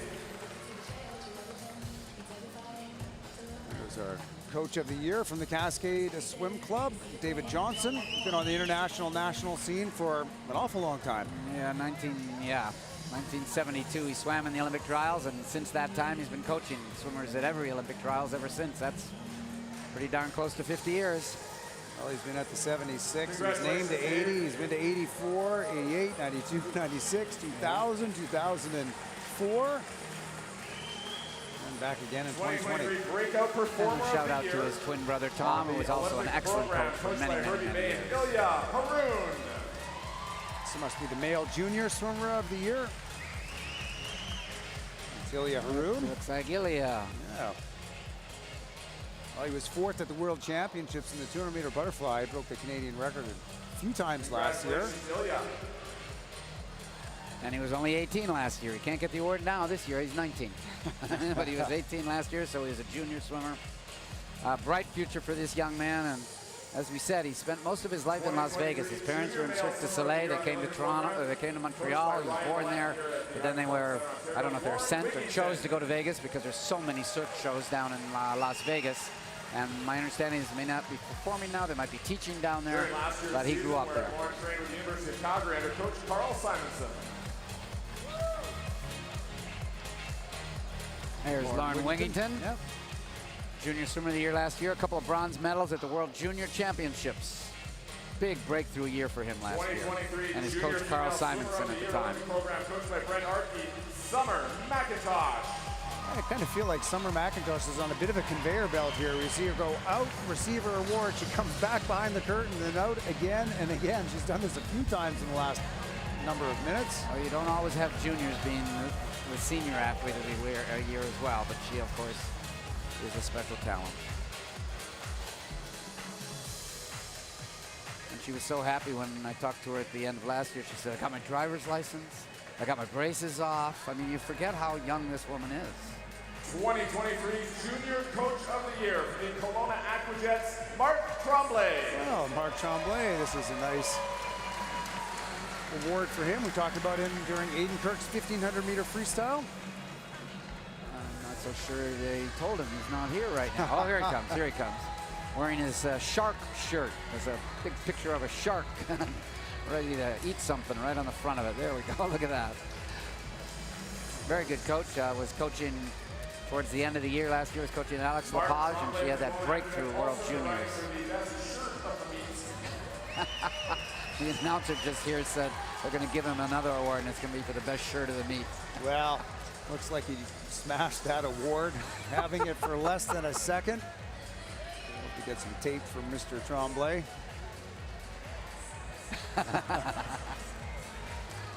Our next awards will be the 2023 Male Swimmer of the Year on the Paralympic program.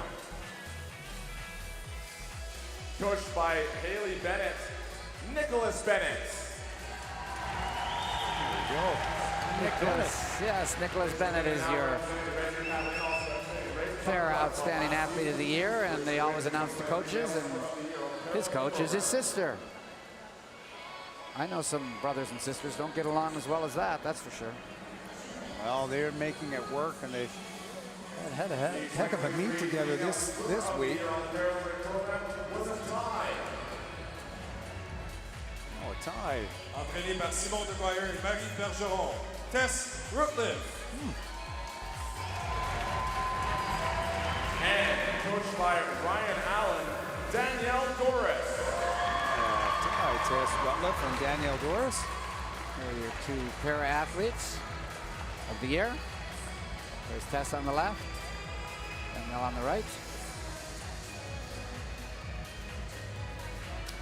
Tess was so happy when she did times that made the, in essence, time that she's going to qualify and go to Paris here because she missed Tokyo because she was injured, really injured her back very badly and couldn't go. So she said, I've been waiting 8 years since Rio Paralympics to get to my next one, so I'm quite ecstatic that I'm swimming well enough and doing well enough to go. Is Marc-Andre Pelletier. Also receiving the 2023 Coach of the Year is Ryan Allen. Ryan Allen coaching. So Marc-Andre Pelletier was announced as one of the Coaches of the Year for Para. He isn't here at the moment, but here's our other one, Mark Allen.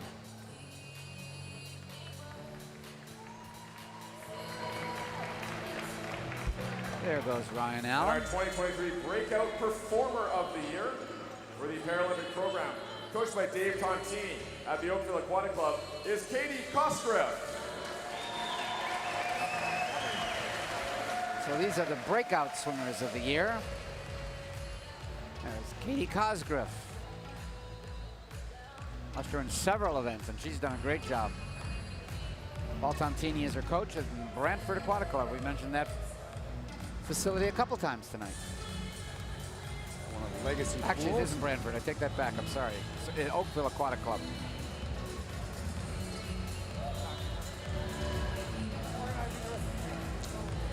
Well, it is the last of our awards that we're handing out. I do see some of our decision makers out, so I feel like we're getting pretty close to being able to present our team to the to the Paris Paralympics.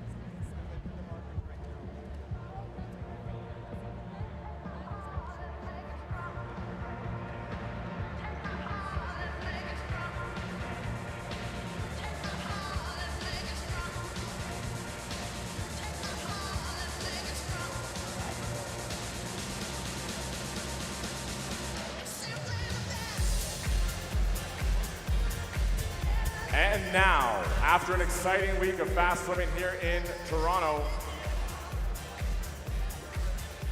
we are ready for the main event, the announcement of the Canadian teams for the Paris 2024 Olympic and Paralympic Games.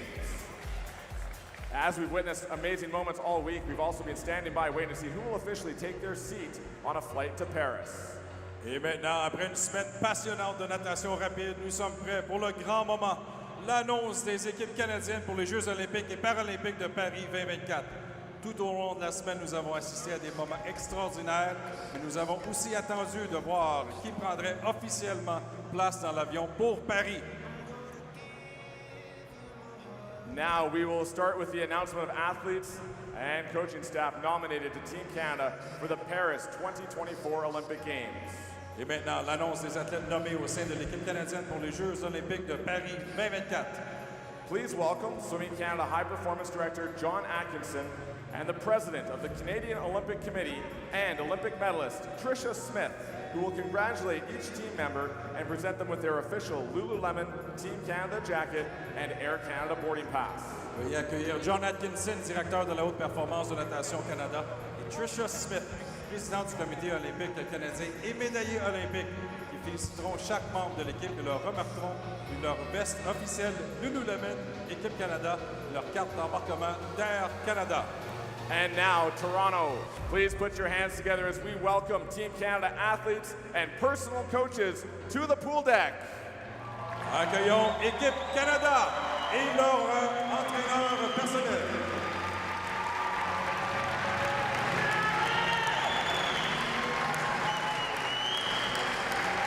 Here they go. This this is Team Canada off to the Paris 2024 Olympic Games. These are the athletes and their personal coaches. Not all the personal coaches will be traveling to the Olympics. Obviously, there's only a very limited number of accreditations that are allowed. But I think it's great that they do give credit to the personal coaches here in the march out. Some of the swimmers on the side giving them a high five as they walk by.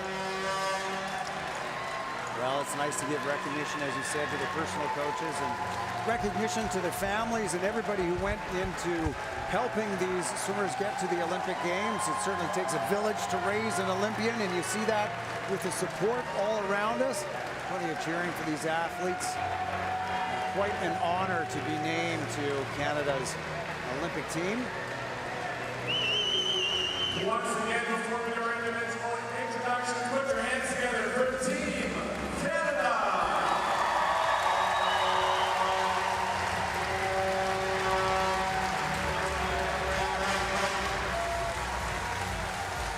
Coached by Norm Wright, representing Royal City Aquatics, Tristan Yankovic.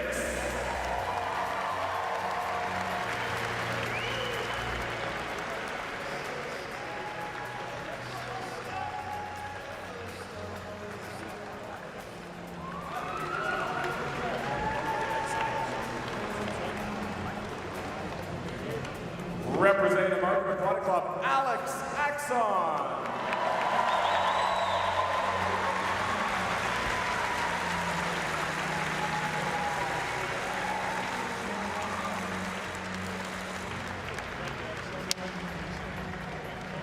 Coached by Ben Tinley and Linda Kiefer, representing the Toronto Swim Club, Kylie Moss.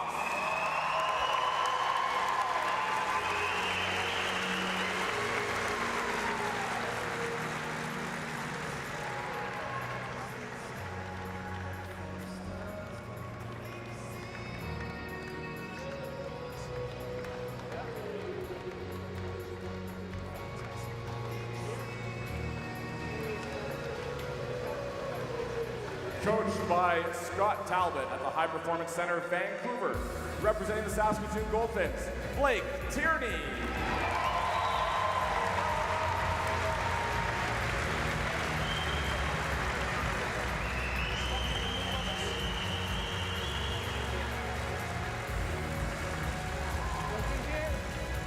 Emma O'Cronin.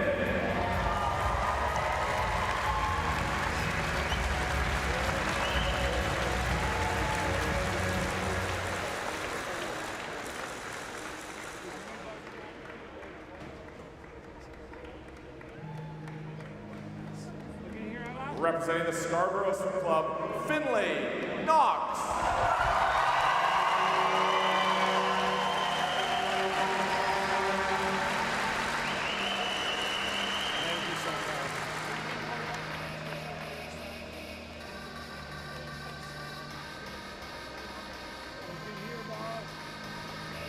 Coached by John Saranic, representing Island Swimming, Jeremy Bagshaw.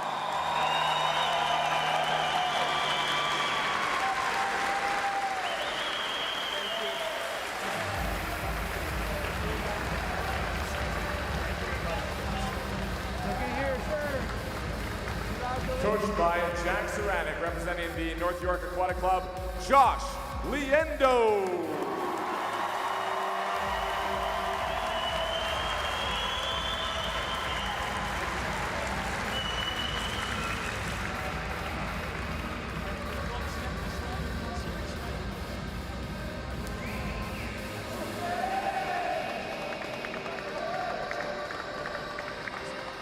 Coached by Ryan Millett at the High Performance Center, Ontario, Sophie Angus.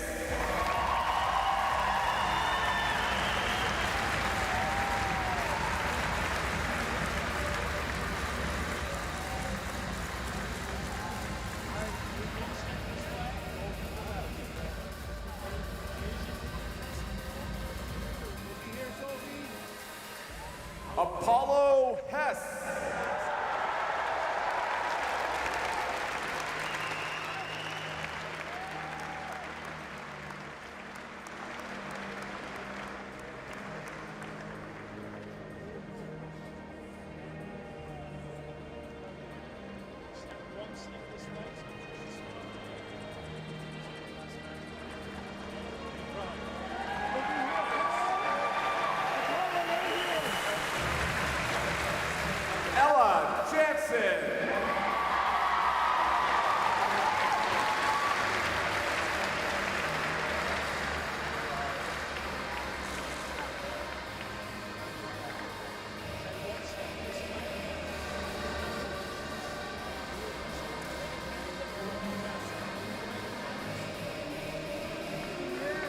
representing the University of Calgary's club, Lauren Wigington.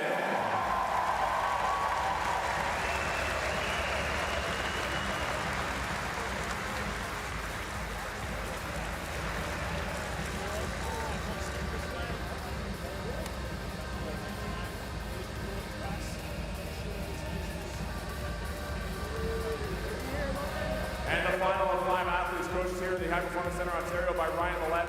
This one representing the Ajax Aquatic Club, Javier Acevedo.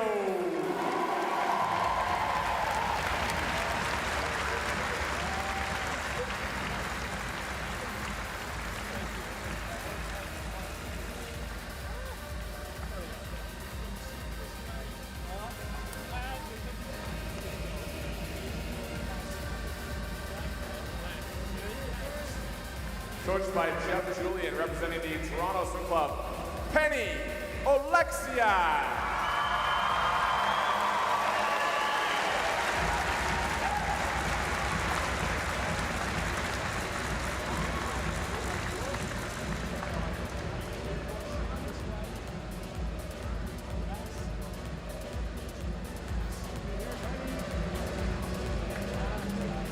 Coached by Dave Johnson, representing the Cascade Swim Club, Yuri Kissel.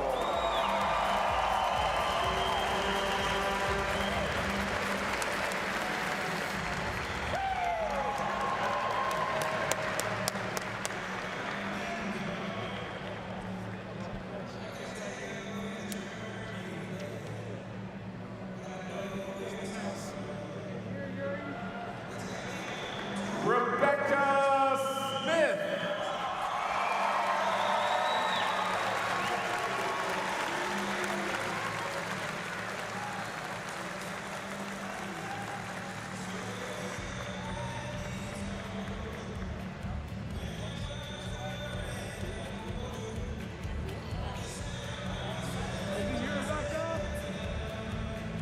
Ingrid Willow.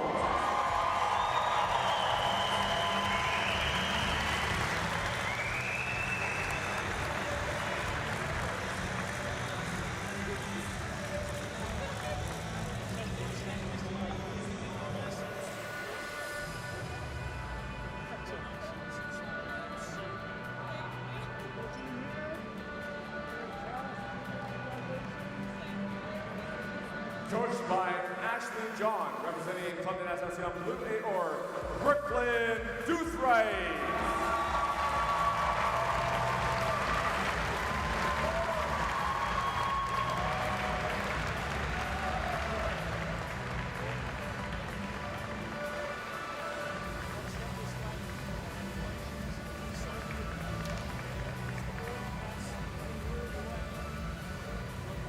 Representing the Greater Ottawa Kingfish, Regan Rathwell.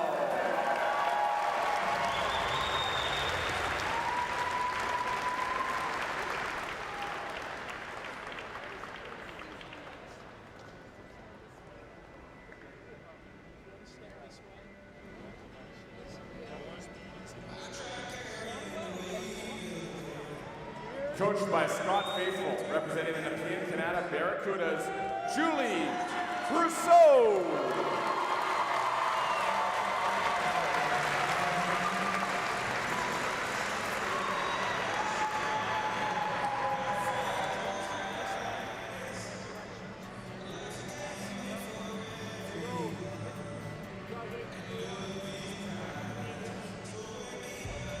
Coached by Blastonville Journey, representing University of Manitoba Bisons, Kelsey Wog.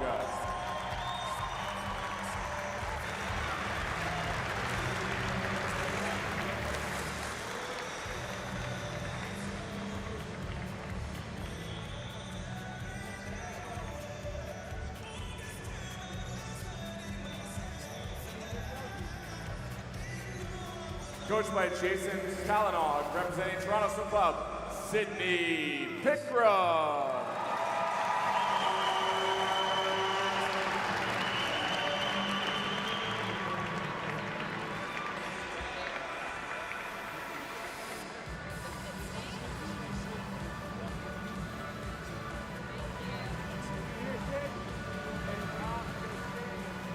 coached by Jack Brown, representing the Point Clarendon Club, Patrick Hussey.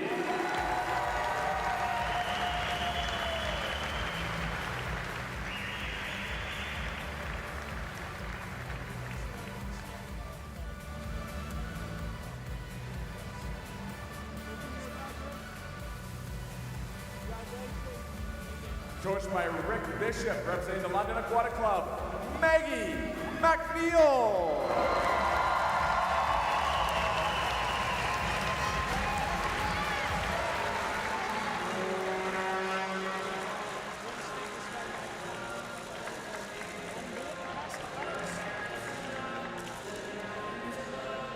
Coached by Paul Birmingham, representing the Ebony Pianos Club, Emma Finland.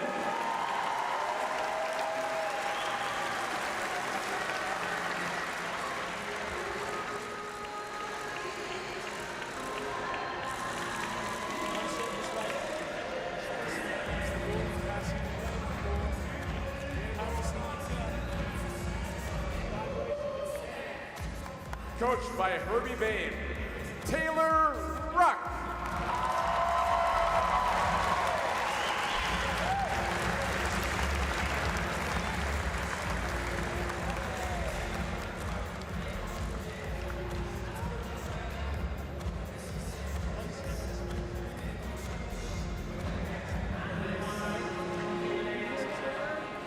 Ilya Haroun.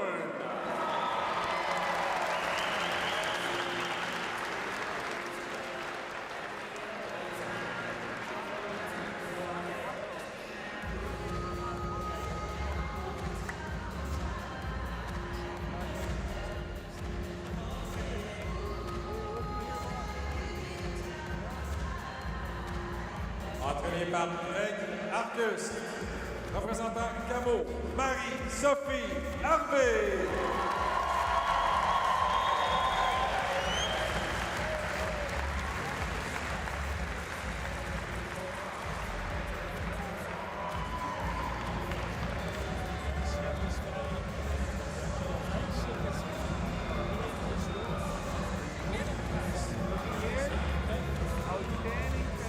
Coached by Brent Arkey and the Sarasota Sharks, Summer McIntosh.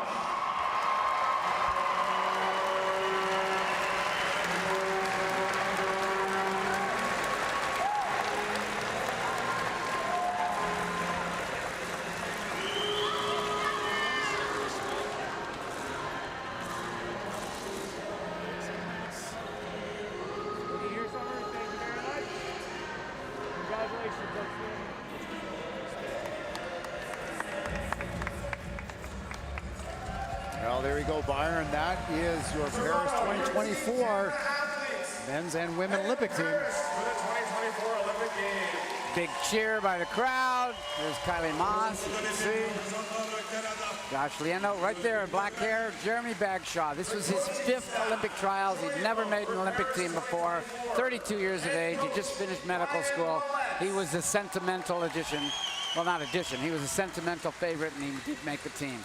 The one surprise was they filled out a lot of the alternate relay positions. A lot of people weren't sure they were going to do that, but because there was an ability to do it with the numbers, there's certain mathematical formula they have to use, and so there were a couple surprises to this team, and that's it'll be great. It'll be good for the programs, good for the athletes, obviously. I saw Apollo Hess down there, the former pronghorn, now training here at the Sports Center here in Ontario. He's going to be on there for one of the breaststroke alternates. That's right. Yeah, Rebecca Smith as well from the Cascade Swim Club. She was 5th in the 100-meter freestyle, I believe, and she is on. Now our coaches are being given their jackets. Staff name to the team. There's Penny. About 4 or 5 of these. 3 or 4 of the 5, man. 1, 2, 3, 4 of the women are over 6 feet. Dave Johnson. So this is the coaching staff. Coming up now. Dave Johnson from Cascade Swim Club. Spent many years also at Edmonton, coaching there, and then Point Claire.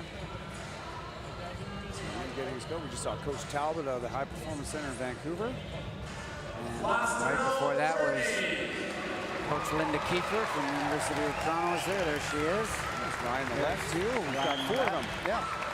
And there's Vlastimil Cherney. He was on the staff in Tokyo as well. The University of Manitoba coach. Coach of Kelsey Wog. Vlastimil also was on as an athlete. International athlete, that's right, for Canada. Greg Arkhurst out of Camo, big program, big senior program. He coaches Mary Sophie Harvey. She's had a career year this year. Good timing, Olympic year. Brent Darkey, no surprise, Summer McIntosh's coach. He'll be on the staff.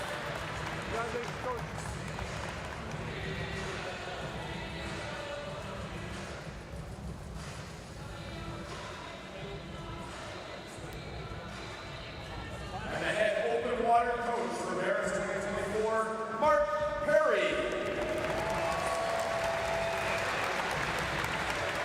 And the final coach is Mark Perry. He's in charge of the open water 10-kilometer race.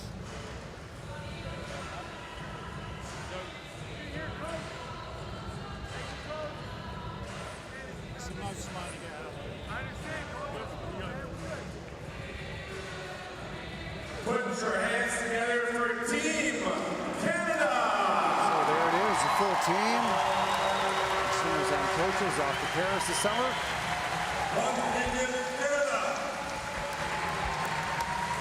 A mix of rookies and a number of veterans on this team as well. Well, and that's the thing that's changed over the last 20, 30 years is that swimmers go to sometimes 3 quadrennials, sometimes even 4 quadrennials, and it used to only be 1 and then sometimes 2 quadrennials. Now, literally, Kylie Moss is going to her 3rd quadrennial. You've got a lot of the athletes that are going to their 3rd quadrennials. Obviously, it's only the 2nd one for Summer because she's so young. Yuri Kiss will be going to his 3rd. Javi Acevedo will be going to his 3rd. So. Let's do it. Go Canada, go. 1, 2, 3. Go Canada, go. Go Canada, go.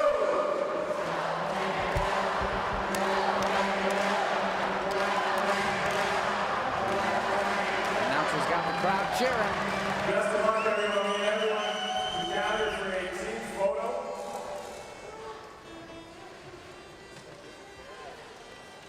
Between lanes 2 and 6. And look down to the third end of the pool. Félicitations pour les nageurs et nageuses qui nous représenteront cette année aux Jeux Olympiques de Paris. Nous sommes tous très fiers de vous. Nous sommes hâte de pouvoir nager vos épreuves aux Jeux Olympiques. Et bonne chance!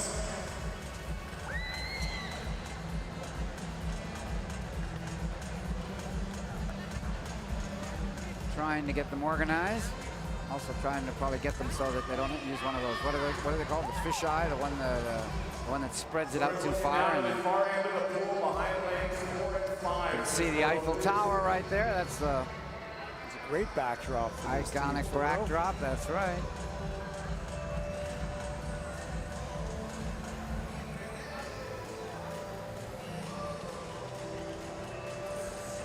Well, if you're wondering, if you can't see them, if you just joined us, those are boarding passes. Canada being one of the sponsors, and those are their boarding passes to get on the plane. There we go, the boarding pass to go to Paris. Now we have straight athletes stay in position. Athletes stay, coaches step back. Athletes stay, please, for an athlete's photo. Coaches, don't go far. You're having a coach's photo next.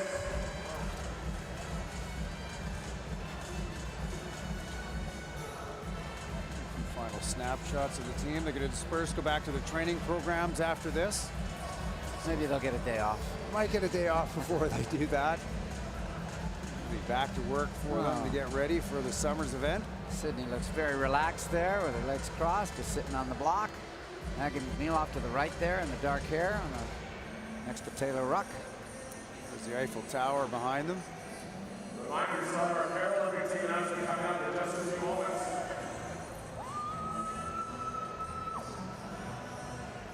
I count 29. All right. And if that's the case, how does that compare to where we were last time around? In the ballpark, absolutely. Yeah, in the ballpark. Again, it's just so much nicer to be in a facility or be at a trials where fans are allowed in, and actually even swimmers were allowed in. And think about this, 3 years ago, sorry, because of COVID, the trials were in 2021. They would do one event, like the 100-meter breaststroke. Those swimmers would be allowed to come in, warm up, race, and leave before anybody else was allowed to come in. And then the next group would come in. It was a nightmare. It was incredible. And yet Canada had a great Olympics.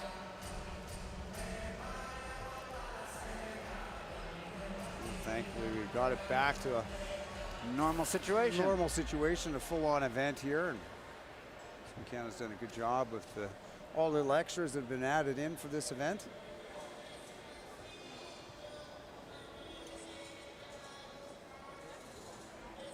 Giving all the coaches their cues here. Make sure everybody's looking in the same direction. Come on, Ryan. There you go.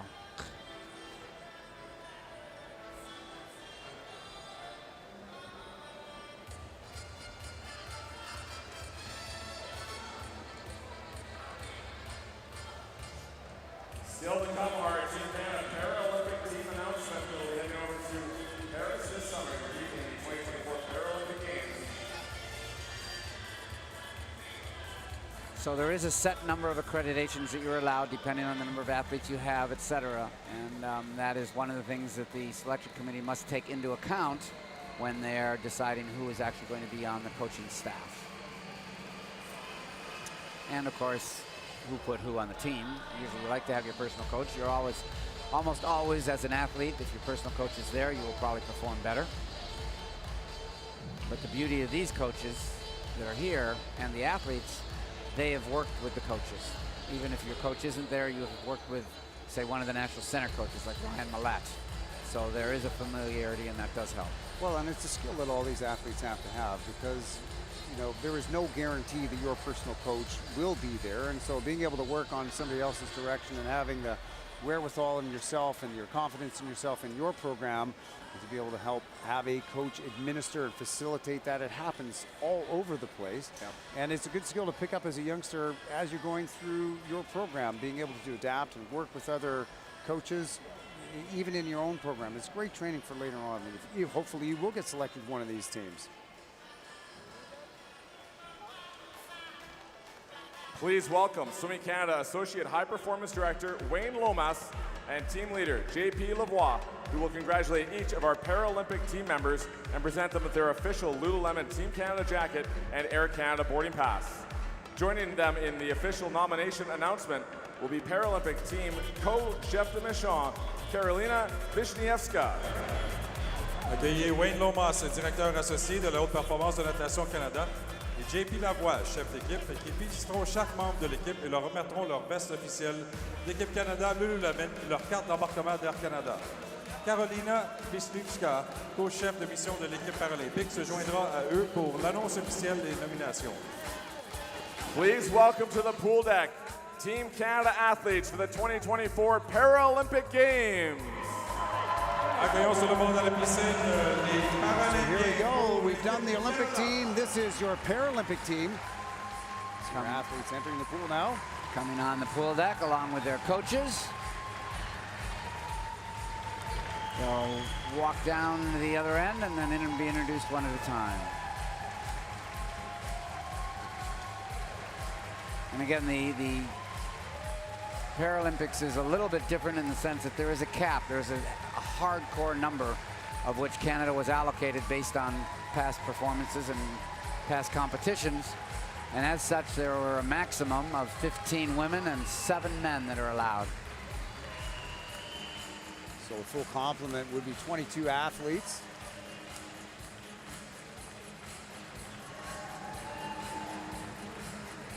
Once again, welcome to the deck. The Team Canada Paralympic team for 2024. 19 maybe showing here, Byron. Yeah, looks like they're not quite to the 22 number. Coached by Ryan Allen, representing Olympic de Natation Bleu or Danielle Torres.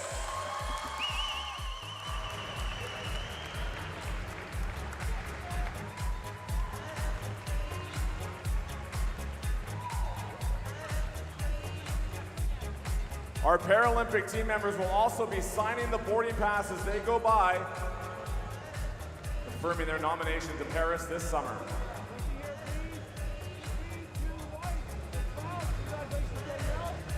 Coached by Haley Bennett Osborne, representing the Red Deer Catalina Swim Club, Nicholas Bennett.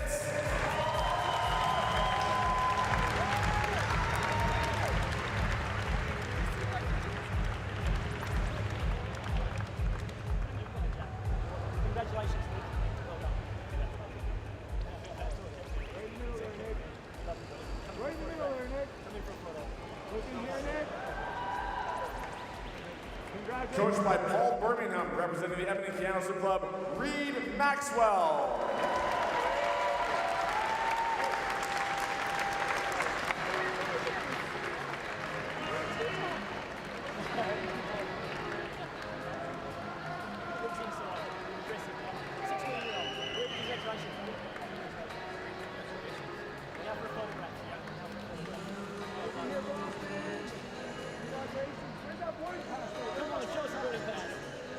Entraîné par Simon Deguay, représentant le Centre de performance Québec, Ariana Hunziker.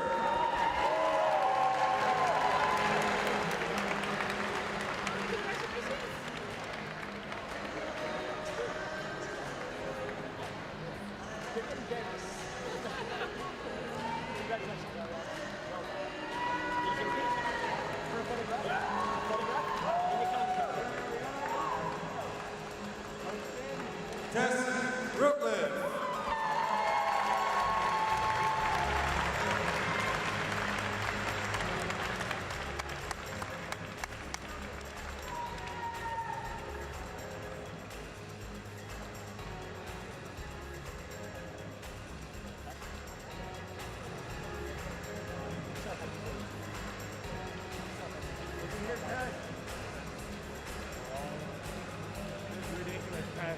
Coached by Ryan Jones, representing the Saskatoon Lasers Swim Club, Nikita N.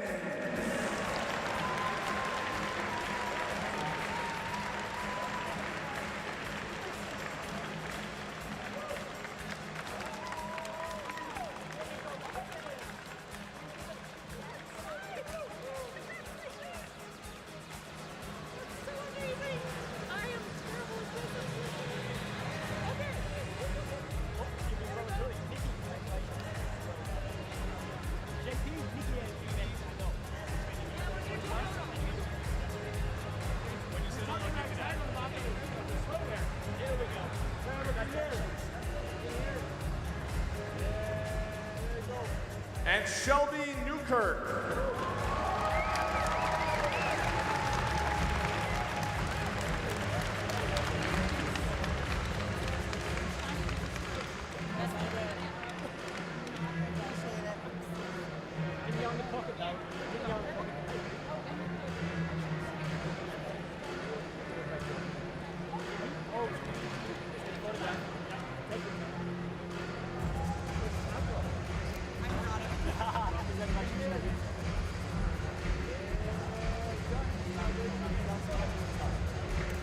Entraîné par Charles Laprie, représentant le club de natation Mégapias et Trois-Rivières, Philippe Vachon.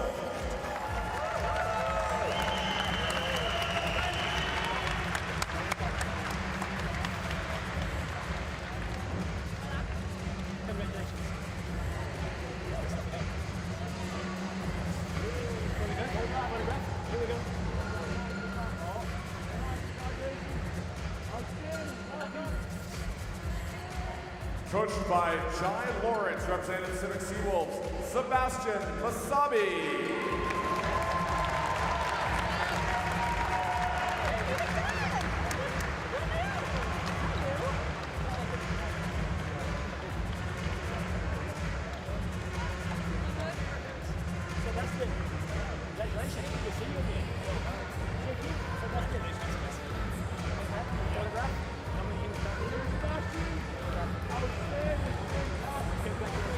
Coached by Heather Lee, representing the Muskoka Aquatic Club, Mary Jibb.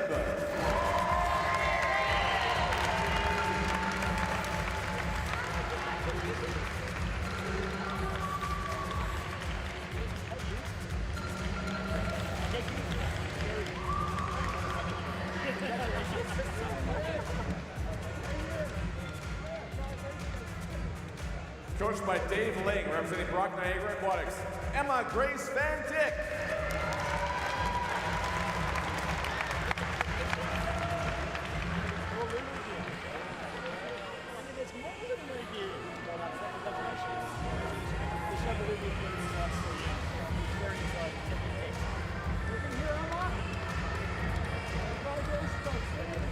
Entraîné par Marc-André Pelletier, représentant le club de natation Région de Québec. Alec Elliott.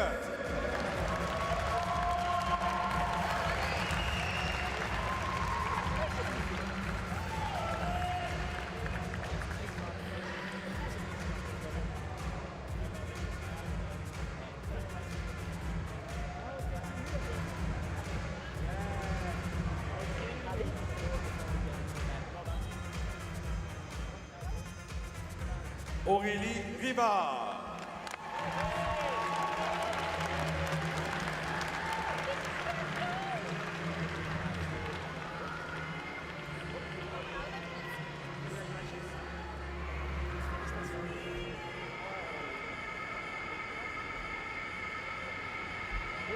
Abby Tripp.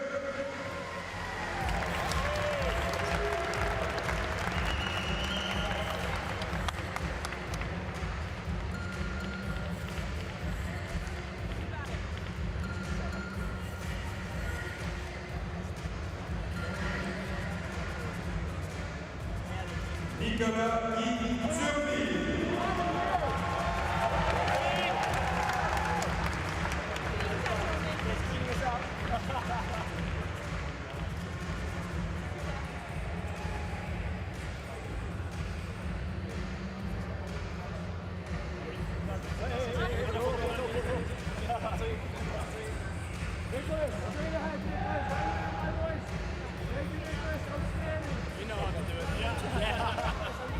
Coached by Olivier Renaud, representing Whitby Swimming, Ali Van Wixmer.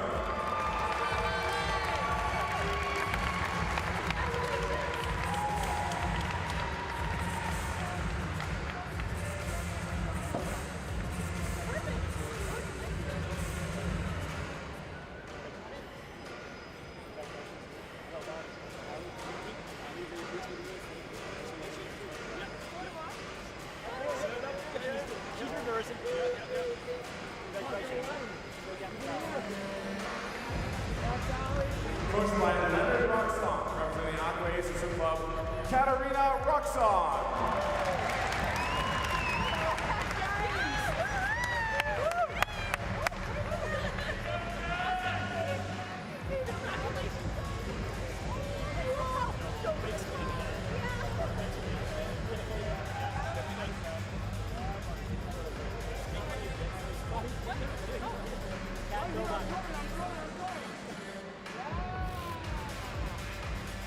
Coached by Ryan Skomorowski, representing the Langley Olympians Club, Fernando Liu.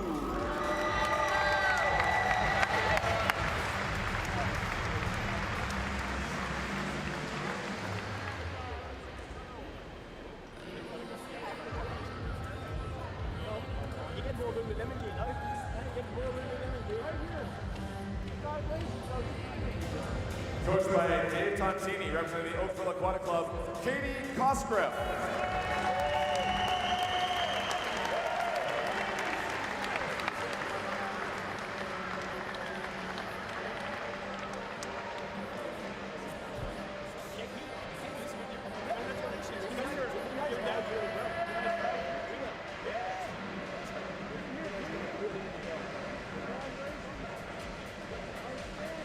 Entraîné par Emmanuel Berger, représentant le club de natation Rouge et Or de l'Université Laval, Sabrina Duchesne.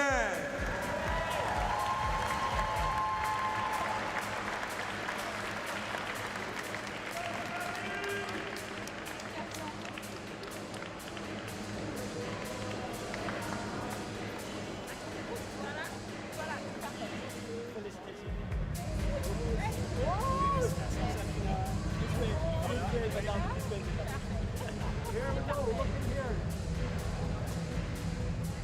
Perfect. Congratulations. You signed that one? I did.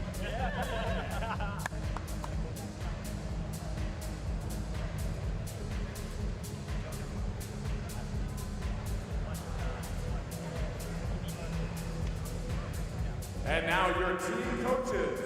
Maintenant les entraîneurs de l'équipe. Ryan Allen.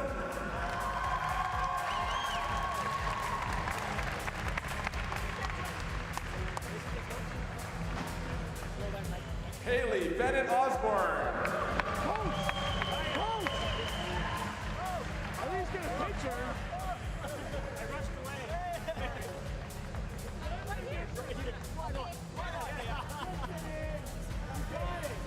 Simon Deguy.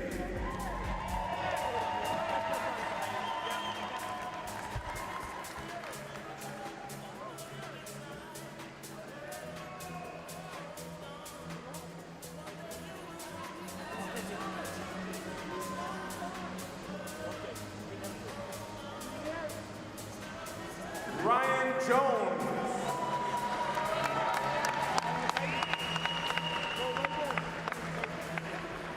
Marc-André Pelletier.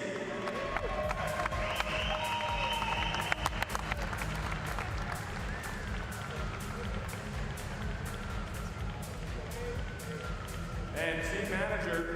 Et la gérante d'équipe. Emma Van Steen.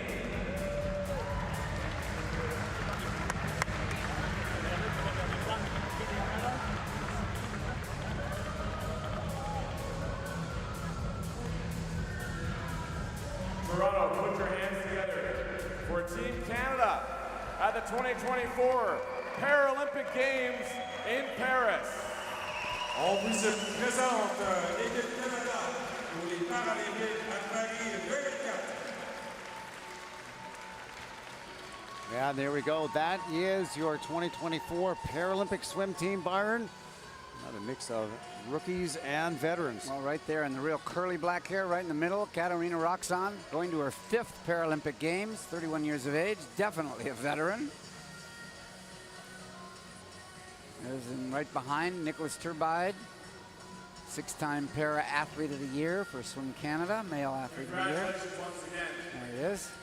to our Team Canada. They're all proudly wearing their Lululemon team outfit. They're one of the sponsors, as everyone probably knows, of the Olympic and Paralympic teams. There's our Eiffel Tower backdrop. They'll be out there in August.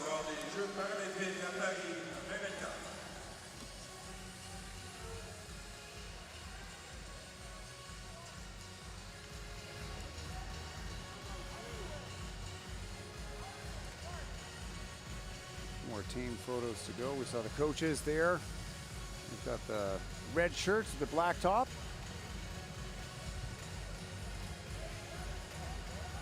Athletes, stay where you are. We're going to ask coaches to take a step back, please, but don't go too far. Athletes, stay where you are. A couple more photos to end off tonight.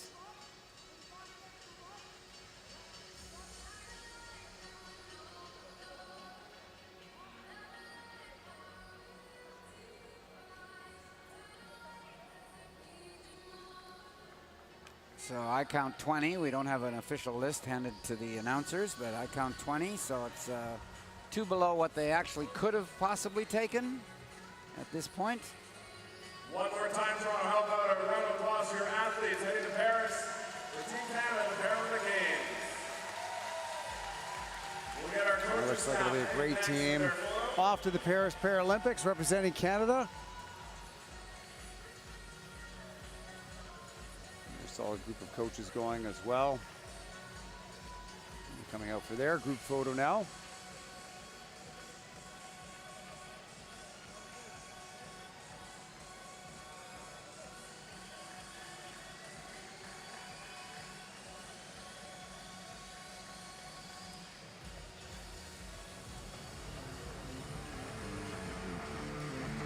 Well, it's been a fantastic week, Byron. So exciting all weekend long. Great swims in the morning, great swims at night. And Canada sending a strong contingent to the Paris Olympic and Paralympic Games. A game of hundredths of a second in some instances, tenths in others, and in some of them, like Summer McIntosh, winning by 10 seconds in one of her races where she set the world record. Parents very involved, as Josh Viendo's dad, as he swims the fastest time in the world this year. 100-meter butterfly, just saw that this evening. Great victory celebration by the Liendo family. You can see Summer McIntosh. She's got her supporters here. One heck of a swimming for that young lady. Very world record swim, near and others. Lots of para swimmers swimming very fast this weekend as well. We saw world records there. We saw a number of Canadian records. Maybe a strong contingent off to the Paris Paralympic Games. So these athletes now will probably get a day or two off. They won't get much off. There is actually a mandatory team breakfast in the morning, brunch in the morning, and then they will go back to their programs. This isn't a situation where they all congeal and then stay together for 2 months. They go back to their home programs, and then in early July, a couple weeks before, they will actually fly over to Europe to acclimatize, get over the jet lag, and then just move into the village and get ready to roll in the last few days before the games start. And unfortunate for the swimmers, swimming is the front end of the Olympics. I think it's great personally, but the downside is that it's a rule among Swim Canada that nobody is allowed to march in the opening ceremonies because it's so exhausting. So that will be the situation when they get over to Paris. Lots of happy faces. There's Penny Alexiak getting their boarding passes. Second swimmer from New Brunswick. There's Maggie. Summer McIntosh, lots of big names, lots of things going to happen in Paris. Well, lots of big swims. We saw lots of world #1s. We've got U.S. Olympic trials coming up. We've got Australian Olympic trials keeping up. Keep an eye on all of that. Thank you so much for being with us here this week. Natation Canada tient à remercier ses partenaires. Swimming Canada would like to thank our partners. Le gouvernement du Canada. The Government of Canada. Speedo, votre partenaire de natation de confiance de votre premier saut à chaque traction. Speedo, your trusted swim partner from your first splash through every stroke. Les producteurs de poulets du Canada, fiers partisans et protéines officielles de Natation Canada. Chicken Farmers of Canada, proud supporter and official protein of Swimming Canada. All Tides, fiers de soutenir la natation canadienne. All Tides, proud to support Canadian swimming. Air Canada, transporteur aérien officiel des essais olympiques et paralympiques. Air Canada, official airline of the 2024 Olympic and Paralympic swimming trials. I have a disability, but I'm not fragile. My first big hit was a rush. It made me feel alive in a way only sports can. Because of partners like Vel, I get to feel it on the world stage. And now I get to share that feeling with the next generation.